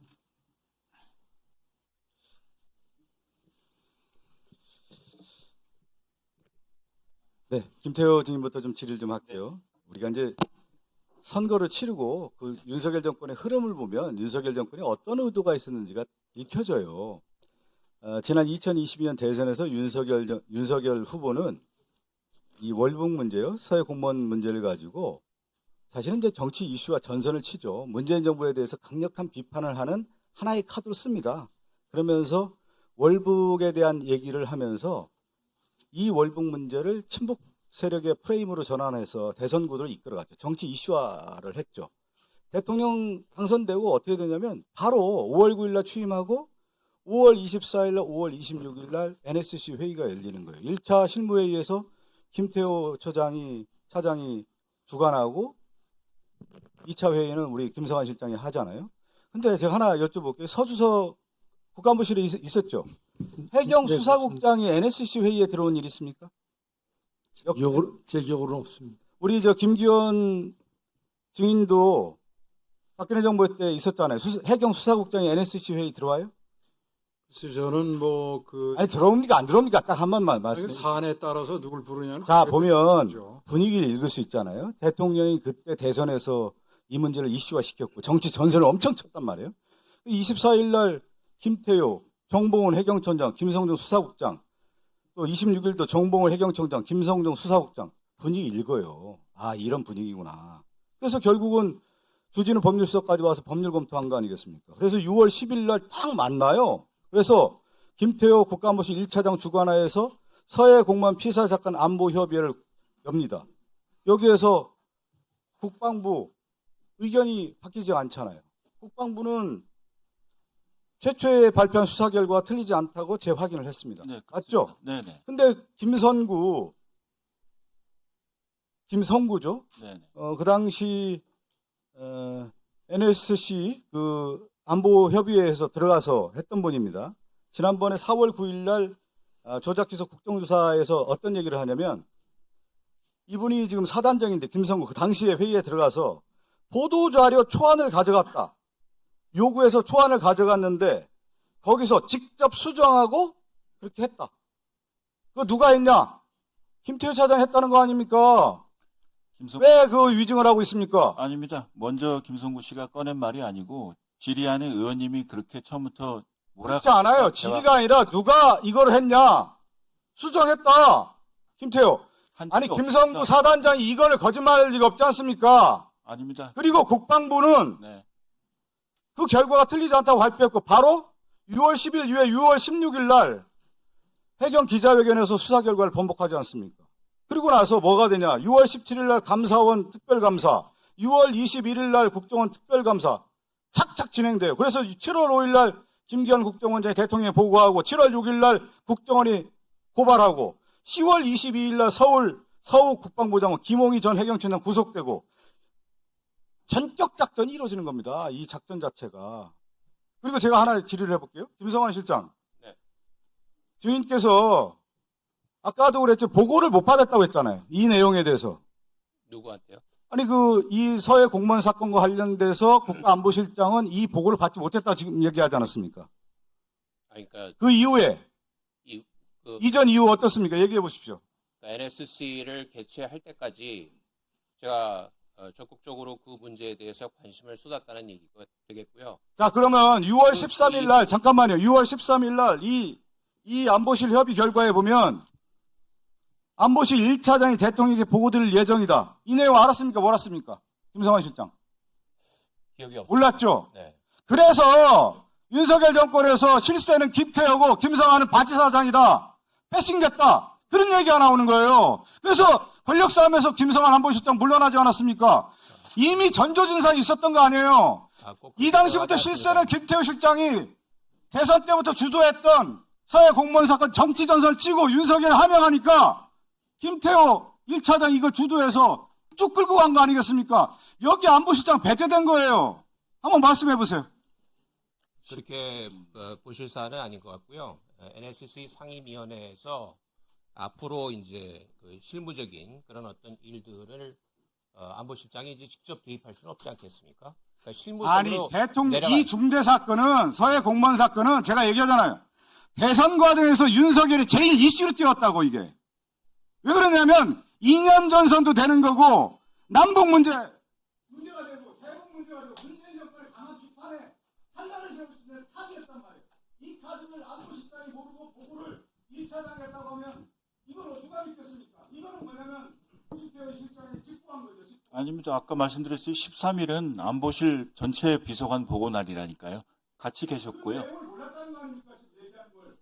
같이 회의를 했기 때문에 알았고. 네네.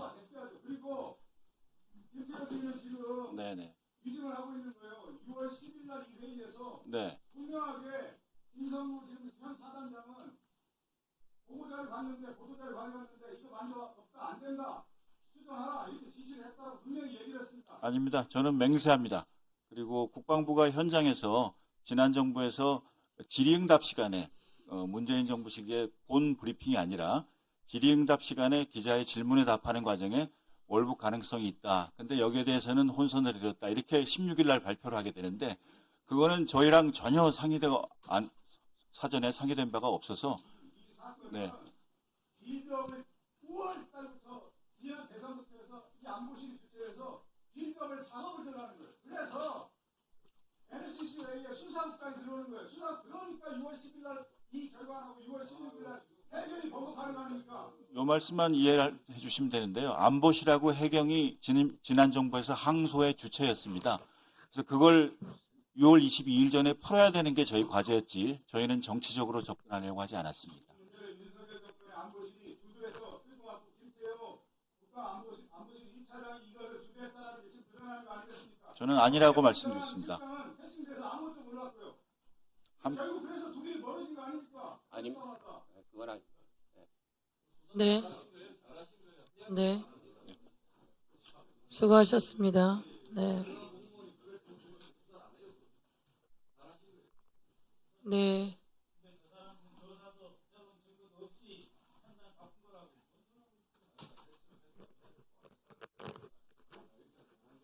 예.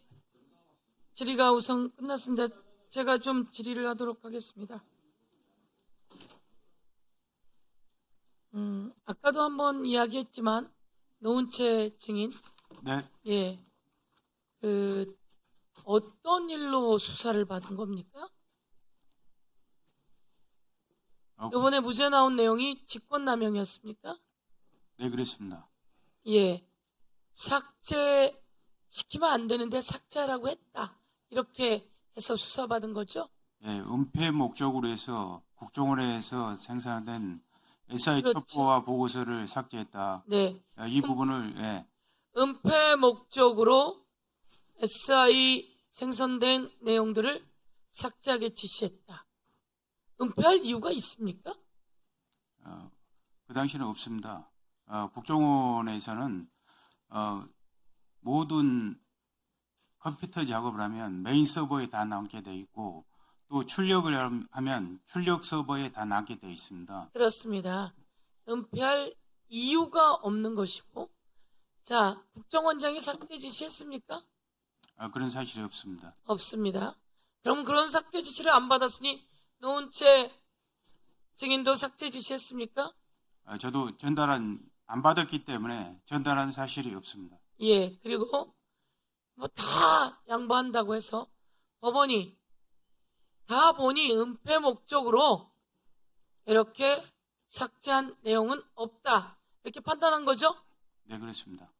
이런 내용을 전 정권 대통령과 국정원 관계자 등 주요 인사들을 다 제거할 목적으로 검찰, 국정원, 감사원이 끼어든 거예요.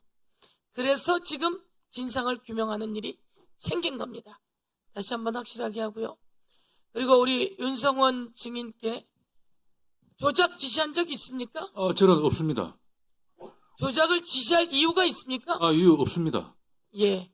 그럼에도 불구하고 조작 지시가 있었고 조작을 지시받았다라고 해라 라고 감사원이 엄청난 사람들을 압박하고 감사해야 된 거예요. 감사를 받았던 국토부 직원들이 다 나와 계십니다. 오늘 이렇게 나오기까지 보통 일이 아니라는 겁니다. 제가 들은 이야기는 바로 이런 이야기입니다. 검찰이 오히려 감사원보다 수사받을 때가 더 쉬웠습니다. 라는 이야기를 합니다. 감사원이 훨씬 돕겠다는 거예요. 유병호 사단이 훨씬 돕겠다는 겁니다. 그 내용을 다시 한번 우리 뒤에 나와 있는 국토부 직원들에게 묻도록 하겠습니다. 우리 아까 하동수 국장이셨나요? 예. 우리 국토교통부 고위공무원께서도 엄청난 고통을 겪은 것 같습니다.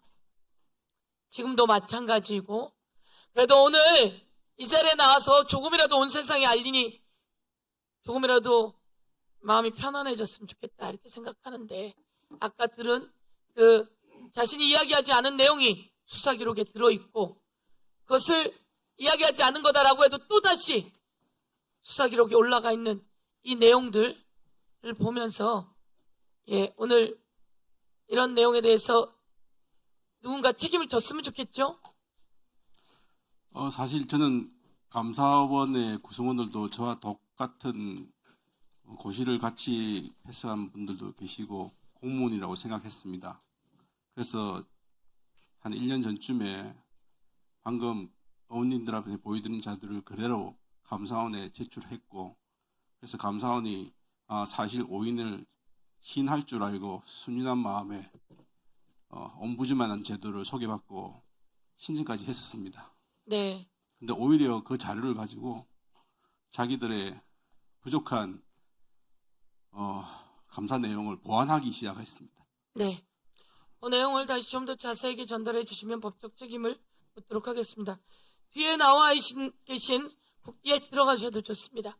국토부 또는 감사를 받은 공무원 여러분, 오늘 마이크를 조금 의원님들 양해해 주시고 그동안 있었던 일들을 이야기를 좀 해주시면 이 내용이 또 도움이 될 것 같은데요.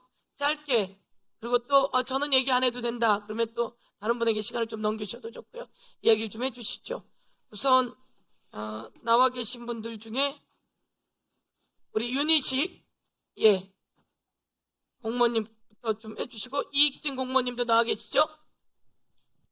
네, 나와 있습니다. 네. 성함은 제가 이야기해도 되나요? 네. 네. 그러면 누가 먼저 하시겠습니까? 윤의식 당시의 행정관이었습니다. 네, 말씀해 주십시오. 당시 저희는 주택시장 안정을 위해서 열심히 노력하고 성실하게 일을 해왔는데, 그 부분에는 국토부하고 여러 가지 일도 했었고요. 그런 일들이 결과적으로 여러 가지 좀 주택시장 안정을 위해서 노력했던 것들이 뭐 통계 조작이라든가 이런 것으로 왜곡되는 상황이 발생했습니다. 그래서 저희 감사받을 때 사실 강압도 있었고, 그다음에 진술에 뭐 일종의 진술 왜곡이랄까 이런 부분도 있었습니다. 더 힘들었던 건 저희 상사들을 너희들은 죄가 없다, 너희들 위해가 문제다라고 하시면서 그 상사들을 계속 다그치는 그런 부분들이 가장 괴로웠고 힘들었습니다. 저희가 원하는 건 단 한 가지입니다. 진상을 좀 규명해 주시고 저희의 얘기를 좀 들어주셨으면 하는 그 바람 하나뿐입니다. 이상입니다. 예. 이익진 참고인. 예, 이익진 행정관입니다. 저도 9시에 가서 그 다음날 6시 반까지 거의 22시간 가까이 조사를 받은 적도 있고요. 저희 뭐 비서관님이나 옆에 동향하는 행정관이 조작 의도가 있었지 않냐는 것을 저에게 자꾸 답변을 강요했습니다. 그래서 제가 아무 말도 답변을 안 하니까 고개를 끄덕임이라고 그렇게 각본처럼 써놨습니다. 그래서 제가 그 문답 확인서에서 제가 고개를 끄덕이지 않았다고 수정을 해달라니까 수정을 해주지 않아서 그 역시 제가 수기로 고치고 지장을 찍은 바 있습니다. 진상규명 관련해서도 조금 저희는 연락을 받은 사람이 없는 것 같은데 어떤 분들에게 연락을 했는지 조금 궁금합니다. 예. 마지막 말씀이 진상규명 관련해서 우린 연락을 받은 바가 없는데 어떤 분이 연락을 받았는지 궁금하다고요? 예, 운영쇄신 TF에서 15명에게 연락을 드렸다고 했는데 네. 적어도 저희 징계받고 재심을 요청한 사람 중에서 제가 아는 한에서는 연락을 받은 분이 없다고 합니다. 그래서 네. 어떤 분에게 연락을 해서 운영쇄신 TF에서 진상규명에 대한 의견을 들었는지가 조금 궁금합니다. 네, 감사원 사무총장님 지금 답변이 듣고 싶다고 하시네요. 예, 말씀드리겠습니다. 저희가 문답을 많이 받은 사람 위주로 해서 22명을 추출을 했는데 그중에 15명을 먼저 연락을 드렸는데 주로 부동산원, 통계청이 7명, 6명에서 13명이 된 것 같습니다. 그리고 그때 이제 보고가 오기를 이분들이 재판 중이다. 감사원 사람을 못 믿겠다. 그래서 더 이상 뭐 이야기하고 싶지 않다. 그런 의사가 있었고 그 뒤에 나중에 이제 우리가 이런 게 있다는 걸 알고 1급 2분 하동수가 비서관님하고 그다음에 이문기 실장님이 따로 연락이 오셔서 두 분은 다시 우리 직원을 보내서 면담을 시켰습니다. 그래서 총 15분이 되겠습니다. 그래서 국토부 직원들이 제일 많이 이제 재심을 신청하셨기 때문에 저희가 듣고 싶었으나 앞선 그런 이유가 있었고 그래서 더 이상 나아가지 못했던 측면이 있습니다. 오해가 있었다고 이야기하고 싶으나 더 철저히 주셨어야죠. 아까도 다른 그 뭡니까? 4명 중에 2명 오게 하지 않으셨습니까? 그 부분도 좀 말씀드리겠습니다. 됐습니다. 그거 다시 제가 따로 보고도 안 받았는데 그러시면 안 되고요.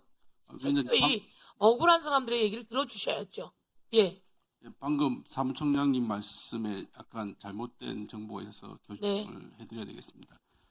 조금 전에 정상화 TF에서 저한테 연락이 왔다고 하고 저하고 만났다는 사실은 사실과 다릅니다. 전화로 통화를 했다고 들었습니다. 제가 먼저 정상화 TF에 제 소명서를 보냈습니다.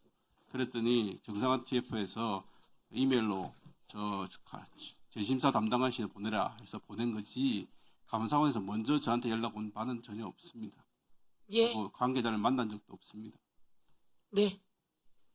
아프고 힘듭니다. 제가 조폐공사에서 그 일이 있어서 억울함을 같이 풀어서 이거는 뭐 어디를 떠나서 그런 일이 있는데 감사원에서 좀 더 잘 이야기를 듣고 파악해 주시기 바라겠습니다. 예, 또 다른 분 좀 말씀해 주시겠습니까? 예, 저는 2021년 주택토지실장으로 있었습니다. 제가 좀 한 말씀 드리면은 좀 크게 이야기해 주십시오. 예, 이런 자리를 마련해 주셔서 너무 감사하다는 말씀입니다.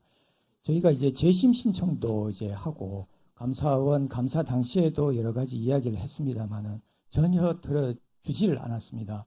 특히 이제 감사원 감사 때는 감사원 생각하고 상충된 답변은 문답서에 전혀 기재를 하지 않았습니다.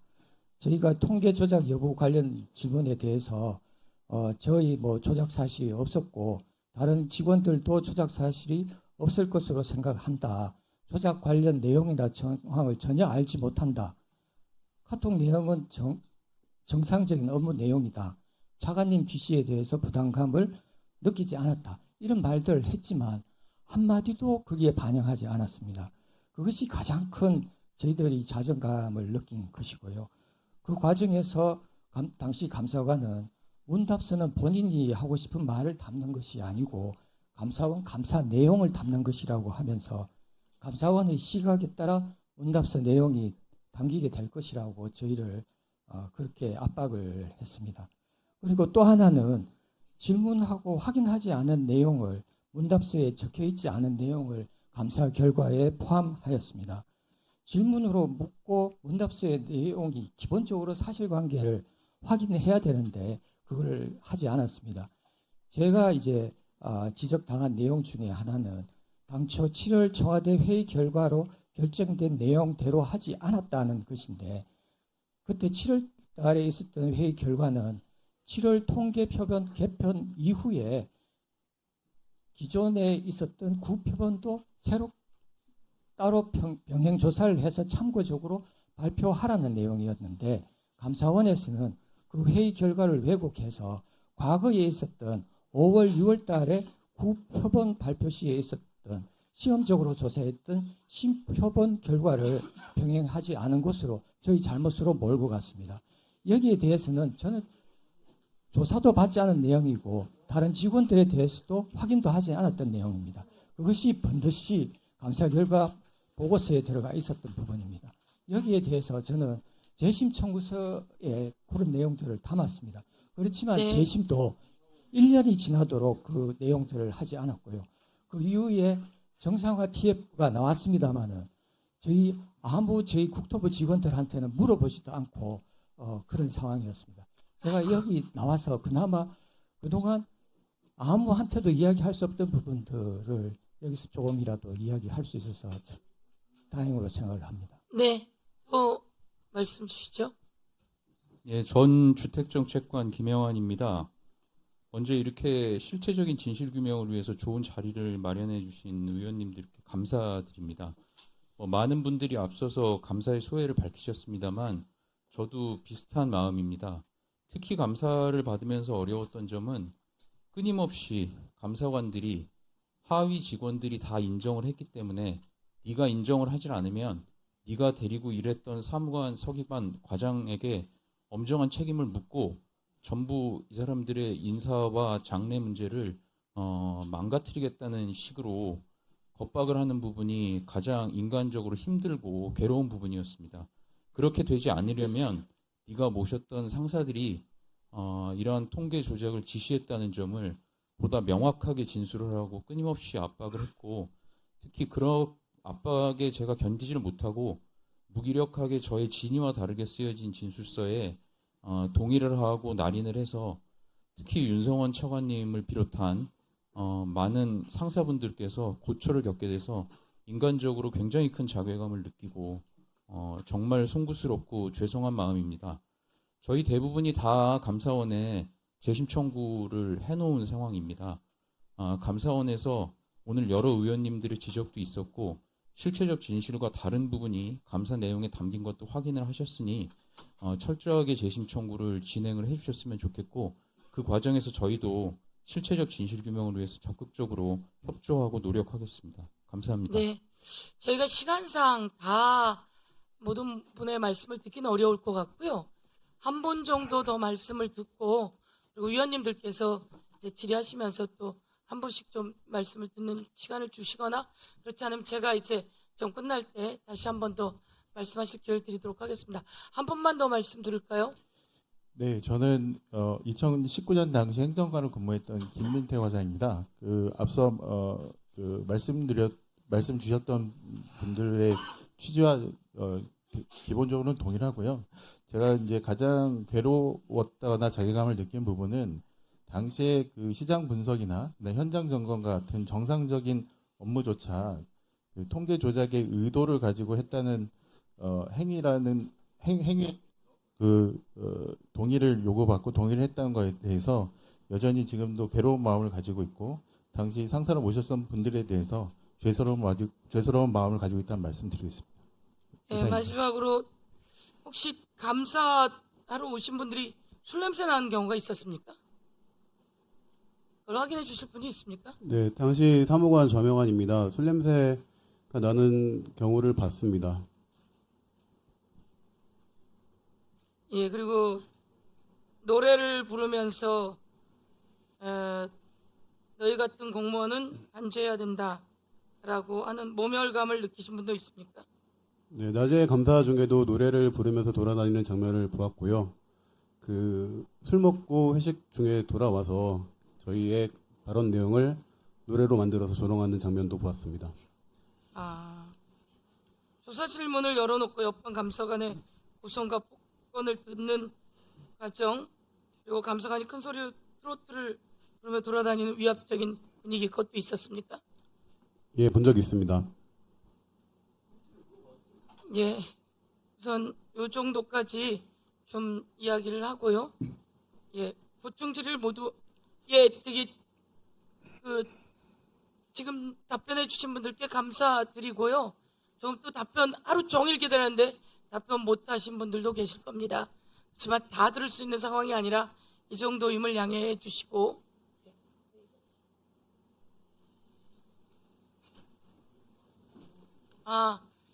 고사의 김숙동 증인이 오셨습니다. 증인이 한꺼번에 안 오셔서 제가 아주 선서받기가 힘든데, 오전에 동행명령장을 발부하였던 김숙동 증인, 어디 계시죠? 추가로 출석하였습니다. 국회에서의 증언 감정 등에 관한 법률에 따라 증인 선서를 받은 후 김숙동 증인을 포함하여 질의를 계속하도록 합니다. 그러면 선서를 받기 전에 선서의 취지, 처벌 규정, 선서 방법 등을 안내합니다. 선서를 받는 이유는 국회가 국정조사를 실시함에서 증인으로부터 양심에 따라 숨김과 보탬이 없이 사실 그대로 증언하겠다는 서약을 받기 위한 것입니다. 만약 증인이 정당한 이유 없이 선서나 증언을 거부하거나 증언을 함께 있어 국회의 권위를 훼손하거나 위증하는 경우에는 국회에서의 증언 감정 등에 관한 법률 제15조에 따라 고발 조치될 수 있습니다. 선서 방법입니다. 김숙동 증인은 발언대로 나오셔서 오른손 들고 선서해 주시고, 선서가 끝나면 선서문을 위원장에게 직접 제출하십시오. 그러면 김숙동 증인 선서해 주세요. 선서. 본인은 국회가 대한민국 헌법 제61조, 국회법 제127조 및 국정감사 및 조사에 관한 법률에 근거하여 실시하는 국정조사와 관련하여 윤석열 정권 정치검찰 조작기소 의혹 사건 진상규명 국정조사특별위원회에서 증언을 함에 있어 국회에서의 증언 감정 등에 관한 법률 제7조 및 제8조의 규정에 의하여 양심에 따라 숨김과 보탬이 없이 사실 그대로 말하고 만일 진술에 거짓이 있으면 위증의 벌을 받기로 맹세합니다. 26년 4월 21일 김숙동.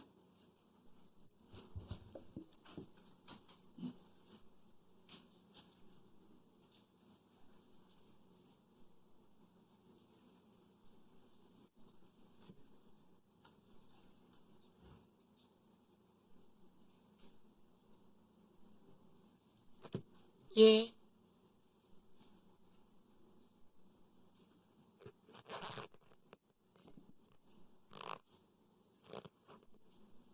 보충 질의까지 마쳤습니다. 다음은 재보충 질의 순서입니다. 순서대로 하도록 하겠습니다. 3분입니다. 3분이면 되나요? 12시에 걸리나요? 예. 3분. 5분이요? 5분이면 시간이 안 되지 않습니까? 3분으로 하고, 예. 네. 우선 이주희 의원님 질의해 주십시오. 예, 시간 잠깐 멈춰 주시고요. 한상진, 봉지우, 그리고 하동수 참고인 좀 나와 주시겠어요? 기자님들 저쪽에 서 주시고 하동수 참고인 쪽에 서 주십시오. 마지막에 3분 말씀하실 시간 드릴 테니까 제 질의에는 단답해 주시기 바랍니다.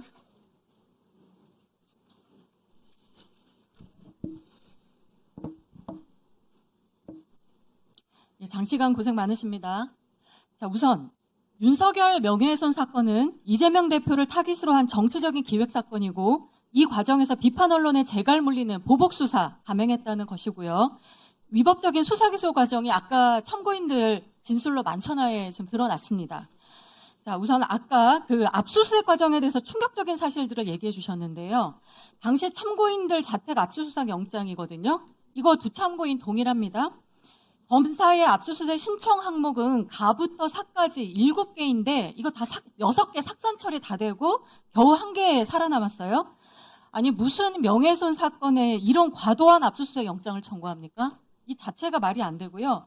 자, 그런데 한상진 참고인, 이 허용 범위도 넘어서서 이 한계 허용 범위도 넘어서서 수색이 이루어졌다는 거죠? 네, 그렇습니다. 위법한 수색 상황 촬영한 영상 증거도 가지고 계시죠? 저희 집에서 진행된 압수수색 전 장면이 녹화되어 있습니다. 네. 그리고 서류 취재 수첩 이거 대상 아닌데 이것도 수색당했습니까? 네, 명백하게 수색 대상이 아님에도 불구하고 심지어는 제가 당시 저희 집을 압수수색했었던 지금 이 자리에 나와 있는 이건훈 검사에게 저희 집에 있는 서류나 문건은 압수수색 대상이 아닌 걸로 되어 있는데 어찌 된 거냐고 항의했는데도 물어보니까 했다는 거죠? 노트북에서 출력한 걸로 판단되는 서류는 압수수색할 수 있다라는 예. 식으로 답변했었던 기억이 네네. 자, 봉지욱 참고인도 이 본건과 무관한 전자정보 마구잡이로 압수수색 당했다는 거죠? 짧게. 네. 그러시죠? 네, 그렇고요. 자, 검찰에 부여된 강제 수사권은 국민 기본권 침해를 최소화하는 한도에서만 허용되는 것입니다. 당연하죠. 이렇게 마구잡이로 영장 범위 넘어서서 집행하는 거 헌법상 영장주의 적법설자 옳지 모두 다 위반한 겁니다. 이 과정에서 취득한 증거들 모두 위법수직 증거로 배제되어야 하는 게 맞고요. 자, 다음으로 최초 공소장이 공소장 일본주의 심각하게 위반해서 판사 지적으로 지금 3번이나 변경이 됐어요. 판사가 공판단시 한만들 이거 있는데 제가 이 자리에서 다 읽지는 않겠습니다. 자, 오죽 검사들이 말을 안 들으면 판사가 이렇게 얘기해요. 공소장 변경을 했는데 공소사실 요지는 과거의 것을 기준으로 설명하고 있지 않느냐. 이거 기자들한테 들으라고 하는 소리냐. 이런 말까지 하거든요. 재판부 지휘 안 따른다고요. 맞죠? 네, 법정에서 그렇게 말씀하셨습니다. 네. 공판정에서 지금 정치적인 선동에게 한 거고요. 명백히 공소장 일본주의 위반입니다. 자, 그다음 검찰 수사보고서 보세요. 제목도 본문에도 모두 다 윤석열 잡아야죠 한 건 했습니다. 이게 한상진 문자메시지 발견되었다는 식으로 적고 있어요. 이 한 건 했습니다. 이 말 있었습니까? 없습니다. 당사자가 포렌식한 그 결과에도 없었죠? 제가 저 얘기를 듣고 실제로 제 휴대폰에 저런 게 있는지를 제가 확인을 했고 제가 압수수색 당했었던 휴대폰을 그대로 제가 포렌식을 했고 없다는 걸 확인해서 관련된 서류는 곧 제가 민형사 고소에 활용할 생각입니다. 예, 육성으로 하십시오. 이 오른쪽이 실제 문자 메시지. 자, 윤석열 잡아야죠 한 건 했습니다. 없습니다. 만약에 이 메시지 정말 실제 존재하지 않는 게 확정된다면 이 수사보고서 명백하게 허위공소 작성의 행사입니다. 네, 맞습니다. 자, 하동수 참고인 아까 역시 통계 사건에서 증거 조작에 대해서 충격적인 얘기를 해주셨는데요. 주택 시장 동향에 대해서 질문한 걸 감사원이 앞뒤말 다 잘라내고 이거 통계 조작 지시로 등록하셨다고 하셨어요, 그렇죠? 예, 맞습니다. 그리고 감사원이 현재 재심 청구했다고도 하셨죠? 예, 맞습니다. 자, 참고인부터 감사원이 지금까지 사실과 다르게 주장하고 있는 게 있는지 또 증거 조작에 대해서 더 하실 말씀 있는지 말씀해 주시고 그 뒤에 우리 기자 참고인들 한 말씀씩 추가로 더 부탁드리겠습니다. 감사원은 기본적으로 청와대가 국토부에 어떤 일반적인 업무상 질문이나 전화, 카톡이 있는 주는 다 통계 조작으로 둔갑시킵니다. 심지어 그 주의 변동률이 아무런 변화도 수정도 없었던 주도 말씀입니다. 근데 그거를 감사원은 저한테 그렇게 말하더라고요. 시간차 조작 지시라고. 조작 지시를 해도 그 주는 안 듣다가 그 다음 주나 그 다음 주도 들을 수 있으니 시간차 조작 지시라는 듣도 보도 못한 말을 합니다. 대표적인 게 2020년 11월 달에 있었습니다. 11월 19일 날 전세 공급 확대 대책이 발표되었습니다. 그 대책은 11월 3일 날 대통령께서 아침 티타임 수석 비서관 회의에서 전세 대책 만들어라는 지시를 하셔서 보름 만에 만드는 대책입니다. 그 대통령 지시를 하시기 전에 제가 바로 전날 수석으로부터 다음날 대통령께 전세 동향 보고를 준비하라는 지시를 받고 그날 국토부에 전세 동향에 대해서 여러 가지 질문을 했습니다. 그걸 조작 지시로 둔갑시킵니다. 그런데 그 주는 변동률이 수정되지 않았습니다. 그 다음 주 변동률이 수정된 게 청와대의 지시랍니다. 그런데 그 다음 주는 119 대책 바로 직전 주입니다. 세상에 대책이 발표되는 이 예정되어 있는 그 전주의 변동률을 낮추는 그런 어리석은 조작 지시를 한다는 게 말이 됩니까? 대책이 발표된 이후에 대책 효과를 과장하게 해서 낮춘다 해도 어불성설인데 대책 발표 전주에 변동을 낮추는 조작 지시를 청와대가 했답니다. 그게 감사원 수사조청서에 있습니다. 네. 지금 국민의힘 의원들께서 계속해서 뭐 7,800원 혈세를 뭐 징수했어야 되는데 못했다, 꿀꺽했다 이렇게 말씀을 하시는데요. 제가 이제 왜 대장동 이 사건을 부산저축은행 2011년부터 봐야 되냐라고 하면요. 당시에 대검 중수부가 똑바로 수사를 안 해가지고요. 대장동을 아예 수사를 안 해서 2023년 기준 대장동 미회수금, 대출금 미회수된 것과 이자가 합치면 2,731억 원이고 조우영 씨가 차명으로 운영하던 부산저축은행 SPC 벨리타우스는 2023년 기준 941억 원입니다. 두 개 합쳐서 3,672억 원이고요. 또 다른 더 뮤지엄 양지라는 차명회사까지 하면은 5천억 원 가까이 됩니다. 세 개 회사가 5천억 원이고요. 당시에 공적 자금이 27조가 들어갔습니다. 당시에 대검 중수부 윤석열 주임 검사는 대출금 회수에 별 관심이 없었어요. 그냥 정치인들 잡아넣고 언론 브리핑하고 이런 데만 관심이 있었거든요. 그 말씀을 드리고 제가 이제 왜 언론 보도가 중요하다고 생각하냐면 이번 국정조사를 통해서 2021년 11월 3일에 동아일보가 김만배 씨가 천화동인 1호 배당금 절반은 그분 것임을 너희들도 알고 있지 않느냐라고 남욱과 정영학에게 얘기했다는 발언이 정영학 녹취록에 있다라는 보도가 나옵니다. 2022년 3월 9일 이재명 후보가 대선을 진 건 저 딱 두 개라고 생각합니다. 바로 저 보도. 저 보도에 출처가 없어요. 동아일보 취재를 종합화면밖에 없습니다. 아무런 출처가 없고 정영학 녹취록 제가 1325쪽 전면 공개했죠. 저에게 없습니다. 근데 저걸로 인해서 대장동 주범은 이재명이 돼요. 그러면 이거를 언론이 이재명을 윤석열로 주범을 바꾼 겁니까? 제가 보기엔 저 동아일보가 주범을 이재명으로 만든 건데요. 대장동하고 조폭연루설 때문에 그때 대선을 졌다고 생각하기 때문에 저는 이번에 당시 대선 선거를 뒤집은 건 언론도 공범이었습니다. 정치권과 언론, 정원 유착 때문에 그런 결과가 나왔다고 생각하고 이번 국정조사에서 명백하게 사실이 드러난 만큼 대장동 그분 보도를 추종한 언론사들이 추후 보도를 하거나 정정 보도, 사과 보도를 해야 된다고 생각합니다. 네, 저도 한 말씀 드리겠습니다. 저희 사건 공소장이 말씀드렸던 것처럼 3번 변경됐습니다. 그것도 재판장이 요구해서 변경했습니다. 검사들은 한마디 반항도 하지 못했습니다. 걸레 같은 공소장이 만들어졌습니다. 그 공소장을 가지고 저희를 기소를 붙였습니다. 저는 이런 일이 벌어지는 게 현실이 아닌 걸로 느껴졌습니다. 과거에 군사독재는 언론을 탄압하기 위해서 언론인들을 탄압했습니다. 언론의 재갈을 물리기 위해서요. 근데 지금 윤석열 검찰에서 벌어진 일은 정적을 제거하기 위해서 언론을 수단으로 씁니다. 훨씬 죄질이 불량합니다. 좀 전에 한 건 했습니다. 문자 관련돼서 그 의원님께서 말씀을 해주셨는데요. 저런 문자가 없다라는 얘기를 제가 여러 유튜브 채널 등을 나가서 그리고 저희 뉴스타파 보도를 통해서 얘기를 했습니다. 없다. 계속 말씀을 했습니다.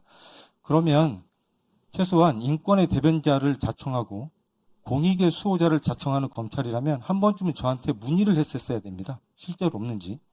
본인들의 수사가 완벽할 수는 없는 거 아니겠습니까? 단 한 번도 저한테 물어본 적이 없이 느닷없이 저런 수사보고서를 만듭니다.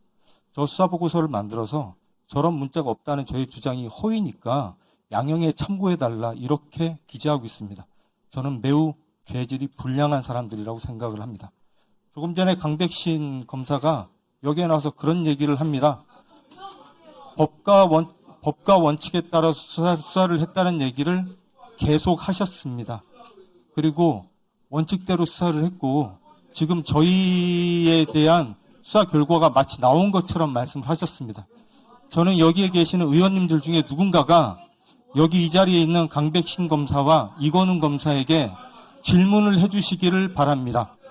이 자리에서 위증 관련된 선서를 한 상태에서 한 건 했습니다. 저 문자 그리고 저희 집에 대한 불법적인 압수수색에 대해서 그런 사실이 없다.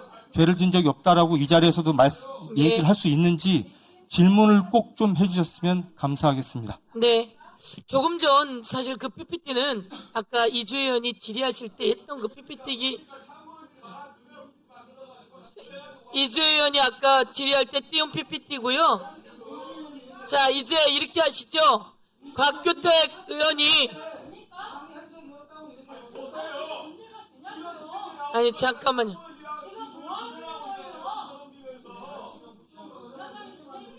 아니, 조금 전에 그 PPT는 이주희 의원님이 아까 질의하시면서 띄운 PPT예요.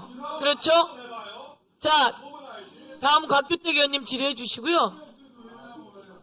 잠깐 이렇게 하시죠. 곽규택 의원님도 질의가 끝나고 조금 더 연장을 함께 하고요. 그 다음부터는 시간이 맞질 않습니다. 그래서 이런 식으로 하면 다 못, 자, 이렇게 하면 다 진행을 못합니다. 그래서 3분 하면 안타깝지만 끊도록 하겠습니다. 예, 곽규택 의원님, 예, 더 하세요. 네, 그런다고 얘기했잖아요. 내가 똑같이.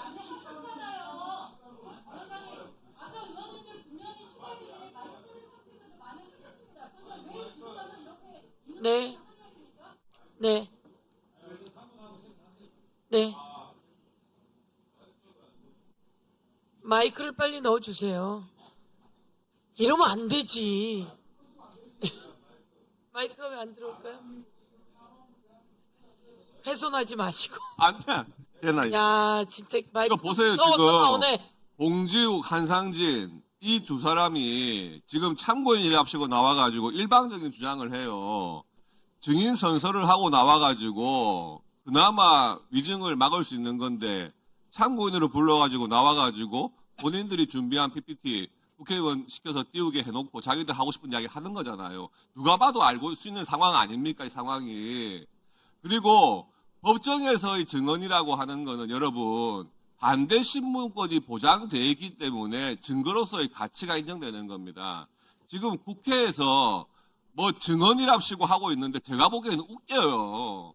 반대 신문권 보장 하나도 안 되고 죄 지은 사람들이 나와가지고 검사하고 공방을 하는데 아니 저렇게 일방적인 주장을 위증의 책임을 안 지면서 하는데 이게 무슨 증언입니까? 쇼지. 예? 도대체 수사기관의 수사, 감사원의 감사, 그리고 국정조사의 조사 이게 뭐 장난치는 시간입니까? 다들 본인들 잘못한 거 감추고 싶은 시간 그 진술을 끌어내려고 하는 과정 아닙니까? 그러면 당연히 그 사이에 무슨 뭐 미소 지으면서 서로 문답합니까? 그걸 재판받고 있는 피고인들 다 나와가지고 우리들은 억울합니다. 제가 진술서에 썼던 것도 강압에 의한 거였습니다. 잘못됐습니다. 이렇게 하고 있는 거 아닙니까? 질의할 겁니다. 강백신 증인 앞으로 좀 나와주세요. 나 도대체 남욱 증인은 하도 증언들이 왔다 갔다 해가지고 이걸 보는 국민들도 도대체 남욱의 진술 중에서 뭐가 맞고 뭐가 앞뒤가 어떻게 되는지를 전혀 모르실 것 같아요. 한번 제가 동영상 이때까지 띄웠던 걸 한번 보여드릴 테니까 증인이 아시는 범위에서 저게 언제쯤인지 제가 물어보면 좀 확인 좀 해주십시오. 좀 띄워보세요. 예. 소리가 안 나옵니까? 말씀드린 바가 있습니다. 전에 제가 검찰이 참 창작 능력이 형편없다. 전체 화면 안 나와요. 연기 능력도 형편없다 싶었는데. 해보세요. 예, 틀어보세요. 전에 제가 검찰이 참 창작 능력이 형편없다 이렇게 말씀드린 바가 있습니다. 연기 능력도 형편없다 싶었는데 지금 보면 연출 능력도 아주 형편없는 것 같습니다. 남욱이 연기를 하도록 검찰이 아마 연기 시도를 하는 거 아닌가 하는 생각이 드는데 아까 우리 박찬대 최고위원님 말씀 들어보니까 이 연출 능력도 아주 낙제점이라는 생각이 들었습니다. 그러니까 시간을 알아보는 거예요. 그 시기를 좀 들어보세요. 좀. 검찰로부터 연기 지도 받았다가 이런 말씀하셨는데 연기 연출 능력 형편없다 뭐 이런 식으로 얘기를 했잖아요. 처음으로 언급한 것 같아요. 그러니까 글쎄, 캐스팅하신 분께서 그 발연기를 지적하셔서 너무 송구스러워요. 근데 이게 이 작품은 영화가 아니고 다큐멘터리다. 이재명 대표가 캐스팅하신 거예요? 그래가지고 나를 다 원흉으로 몰고 가고 그거를 딱 한 거지. 그러고는 신앙님이하고 9월 17일인가 그 대화해갖고 윤석열한테 뒤집어 씌워놓고 녹취해놓고 또 선거 3일 전에 뉴스 타파에서 까고. 그렇지. 그거 신앙님하고 이제 그거 옛날에 그거 똑같은 거짓 한 거잖아. 김만배가. 맞아요. 신앙님이 불러가지고 그걸 녹취록을 왜 만들겠냐고. 그러고 지금 말이 되냐고. 그걸 3일 전에 또 그걸 이 사건 터지고 나서 녹취록이 만들어졌잖아. 그러니까 이게 다 저기하고 다 짠 거야. 짠거 이재명하고 다 짠 거야. 그거만 해도 딱 드러난다. 옛날에 그 선거 전날 그 YTN 그거 하도 재미 보듯이. 네. 네.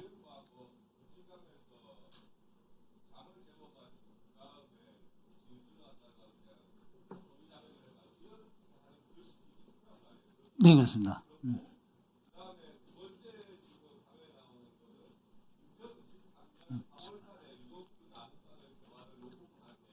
네, 그렇습니다.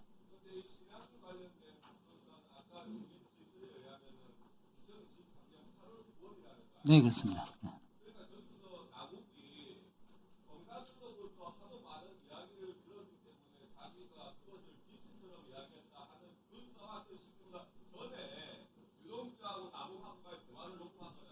네, 그렇습니다. 네, 그렇습니다.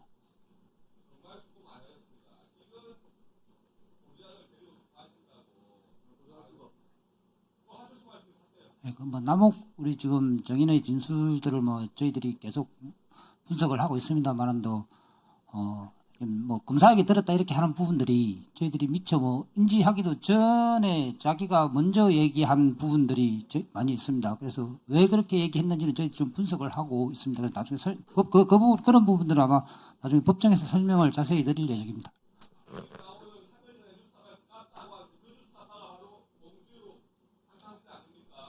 네, 그렇습니다.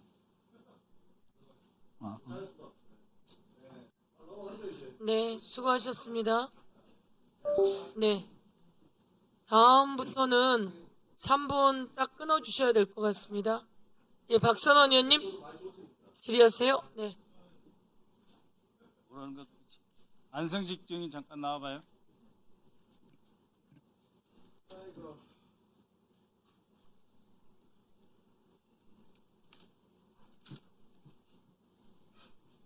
예, 지난번에 이 자리에 나와가지고 24년 3월달 자유의 방패 훈련 기간 중에 방첩사와 같이 합수부 구성 논의한 적 없다 이렇게 이야기했죠. 전혀 없습니다. 예, 그랬죠. 사실관계 좀 오해. 예, 아니 들어봐요. 예. 24년 3월 20일 이상민 행안부 장관 등과 함께 방첩사 방문한 적 있죠. 그렇습니다. 예, 거기에서 방문한 이후에 24년 12월 3일 계엄이 이제 일어나니까 매뉴얼에 따라 합수부에 파견할 해경 인원에 대해서 준비하고 있었다고 그랬죠. 그 1분만 말씀드리겠습니다. 아니 그냥 이야기하세요. 그 말 했죠 지난번에. 합수부에 파견할 그 명단을 그러니까 파견 준비하는 게 필요하더라고요. 그렇죠. 예, 아니 준비하고 있었고 규정에 그것도 매뉴얼에 따라라고 했죠. 그렇습니다. 그 매뉴얼 내놓으세요. 네. 해경에 그 매뉴얼이 있다는 거죠. 방첩사 규정이기 때문에 사실상 매뉴얼로 가도 돼요. 그러니까 그 매뉴얼이 해경에도 있을 거 아니에요. 예. 그렇습니다. 그렇게 해서 이 충암파 김영현 7회, 윤석열 8회, 이상민 12회, 안성식은 여인영보다 1회 선배죠? 제가 16회, 1회 제가 1회. 예, 그렇죠. 그러니까 윤석열하고도 친하고 여인영하고도 친하죠. 윤석열 대통령은 제가 지난 본인이 친하다고 그랬잖아요. 예, 여인영 들어가세요. 친하다기보다는 아니 들어가시라고. 그러니까 증인 금방 한 거 그대로 기록해 놓을 때 들어가시고요. 네. 사령관 부임 이후에 처음 알았어요. 그다음에 아니 들어가시라고요. 예. 다음에 20년 9월 29일 날 해경수사 정보국장 브리핑 내용 결론입니다. 월북한 것으로 판단. 윤석열 참고인 나와주세요. 그렇게 돼 있죠. 그 다음에 20년 10월 22일 역시 월북한 것으로 판단 이렇게 돼 있죠. 예, 그렇습니다. 예, 그 다음에 22년 6월 16일 그러니까 이 윤석열 정권 들어와서 해경이 뭐라고 그랬냐면 월북 의도를 인정할 증거를 발견하지 못했다라고 했죠. 예. 자, 그러면 월북 판단하고 월북 의도를 인정할 만한 증거를 발견하지 못했다는 거 상충됩니까? 월북이 있었다는 건 인정을 하고 의도를 모르겠다는 거죠? 의원님, 아니, 잠깐만요. 조금 계세요. 서주석 증인. 네. 자, 월북을 했다고 판단했다는 거죠? 저 표현은 네. 근데 뭐 때문에 기소당한 거예요? 저는 기소당하지 지금 않았습니다. 피의자죠? 네, 기소당하지 아니, 그러니까 않았습니다. 판단을 가지고 했지, 이 자리에서 누가 월북을 간정한다고, 확정한다고 말한 사람이 있었습니까? 단 한 명이라도? 판단에 관해서는 당시 국방정보본부나 해경 수사 결과나 다 그렇게 나온 그러니까. 것으로 알고 있습니다. 판단한 것이 죄가 됩니까? 그런데 왜 3년 동안 매주 2번씩 70회 차례 이상의 증인신문이 있어가지고 이렇게 고통을 받는 거죠? 뭘 잘못했어요? 그 재판이 그렇게 진행됐던 것으로 알고 있습니다. 저는 기소되지는 않았습니다. 예. 자, 판단을 지금 기소하고 3년 동안 고통을 준 거죠? 예. 그래서 지기현이가 판사가 판단은 수사의 대상이 될 수 없다 해서 기소를 준 거죠? 그렇습니다. 그런데 이것이 왜 뭐 때문에 아무런 증거도 없이 추가 수사도 없이 월북을 번복시킨다라는 공작을 통해서 마치 문재인 정권이 월북으로 몰아갔다라고 말하는 겁니까? 판단했다고 이렇게 돼 있는데. 예. 저희들이 그 2차, 3차 발표를 하고 2년 후에 그 윤석열 정부 하에서 6월 16일 날 이제 4차이자 수사 중지, 사실상 종결 발표를 하는데 저는 동문서답 발표라고 생각합니다. 2차와 3차는 여러 가지 SI 정보하고 이 남측에서 있었던 여러 가지 실종자의 주변 환경을 종합해서 월북으로 판단한다라는 즉 행적과 행위, 동기 등을 발표한 것이었는데 이 수사 종결 발표와 중지 발표는 법적인 잣대를 갖다 대고 법적인 그 어떤 수사를 계속할 법리적 또는 법적 증거 확보가 어렵다는 측면에서 수사를 이제 종결을 했는데 의원님들 혹시 알고 계시는지 모르겠습니다만 6일 후인 6월 22일 날 2022년 6월 22일 날 당시 정봉훈 해양경찰청장이 청장 입장문을 발표했다가 금방 내렸습니다만 저희들은 그 자료를 갖고 있거든요. 그 2장짜리에 보면 당시 2차, 3차 발표가 정당한 근거와 정당한 목적을 갖고 했다라는 것을 강변하고 있습니다. 청장이. 강변하고 있지만 형사소송법상 이 사람을 더 이상 법적으로 추궁할 수 있는 법적인 증거를 SI라든가 이런 증거를 확보할 수가 없기 때문에 여기서 더 이상 수사를 나갈 수 없기 때문에 중지한다라는 애매모호한 이제 심의관은 SI 인가를 자동으로 받는 주의가 아니라는 거 알고 있죠? 체역 감찰 심의관은 SI 인가를 받지 않았습니다. 감사합니다. 네, 예, 뭐 더 얘기하실 거 있으십니까? 한 말씀만 드리고 네. 내려가겠습니다. 지금 이 그 수사 이 2022년 6월 16일 날 수사 발표 우리가 이제 번복 발표라고 하는데 해석에 따라는 좀 여러 가지 의미가 있을 것 같습니다. 2차, 3차 발표는 행적에 대한 발표였고 4차 발표는 사실은 법적인 책임을 물을 수 있느냐, 물을 수 있는 법적인 증거를 확보할 수 없기 때문에 중지한다는 것이기 때문에 사실 맥락이 다를 수 있는데 그것을 이제 지난 정부 하에서는 해석을 수사 번복을 했다고 해서 이렇게 이제 수사와 감사가 시작된 건데 저는 한 말씀만 제안 드리고 싶습니다. 이것이 과연 본청이나 위에서 시켜서 인천서로 내려간 건지 박상춘 제주서장이 여러 차례 국회에 와서 자신 있게 증거한 것처럼 자신들이 그 문안을 구체적으로 써서 이 22년 6월 16일 발표를 했는지는 최종 이 발표 문안에 초안, 수정안, 그다음에 최종안이 어디서 만들어졌고 그 파일이 어떻게 유통되어서 박상춘 서장한테까지 갔는지 포렌식과 추적을 해보면 정확히 알 수 있을 거라고 생각하고요. 저를 제외하고도 정말 많은 사람들이 저한테 제보를 해줬습니다. 이것이 누가 작성했고 어떤 경위로 인천서에서 발표를 했고 당시에 박상춘 서장은 어떤 자세를 취했는지를 제 입은 막을 수 있지만 이것은 아는 사람은 해경 내선 다 아는 사실입니다. 이상입니다. 예, 수고하셨습니다. 다음은 손소리 의원님. 네.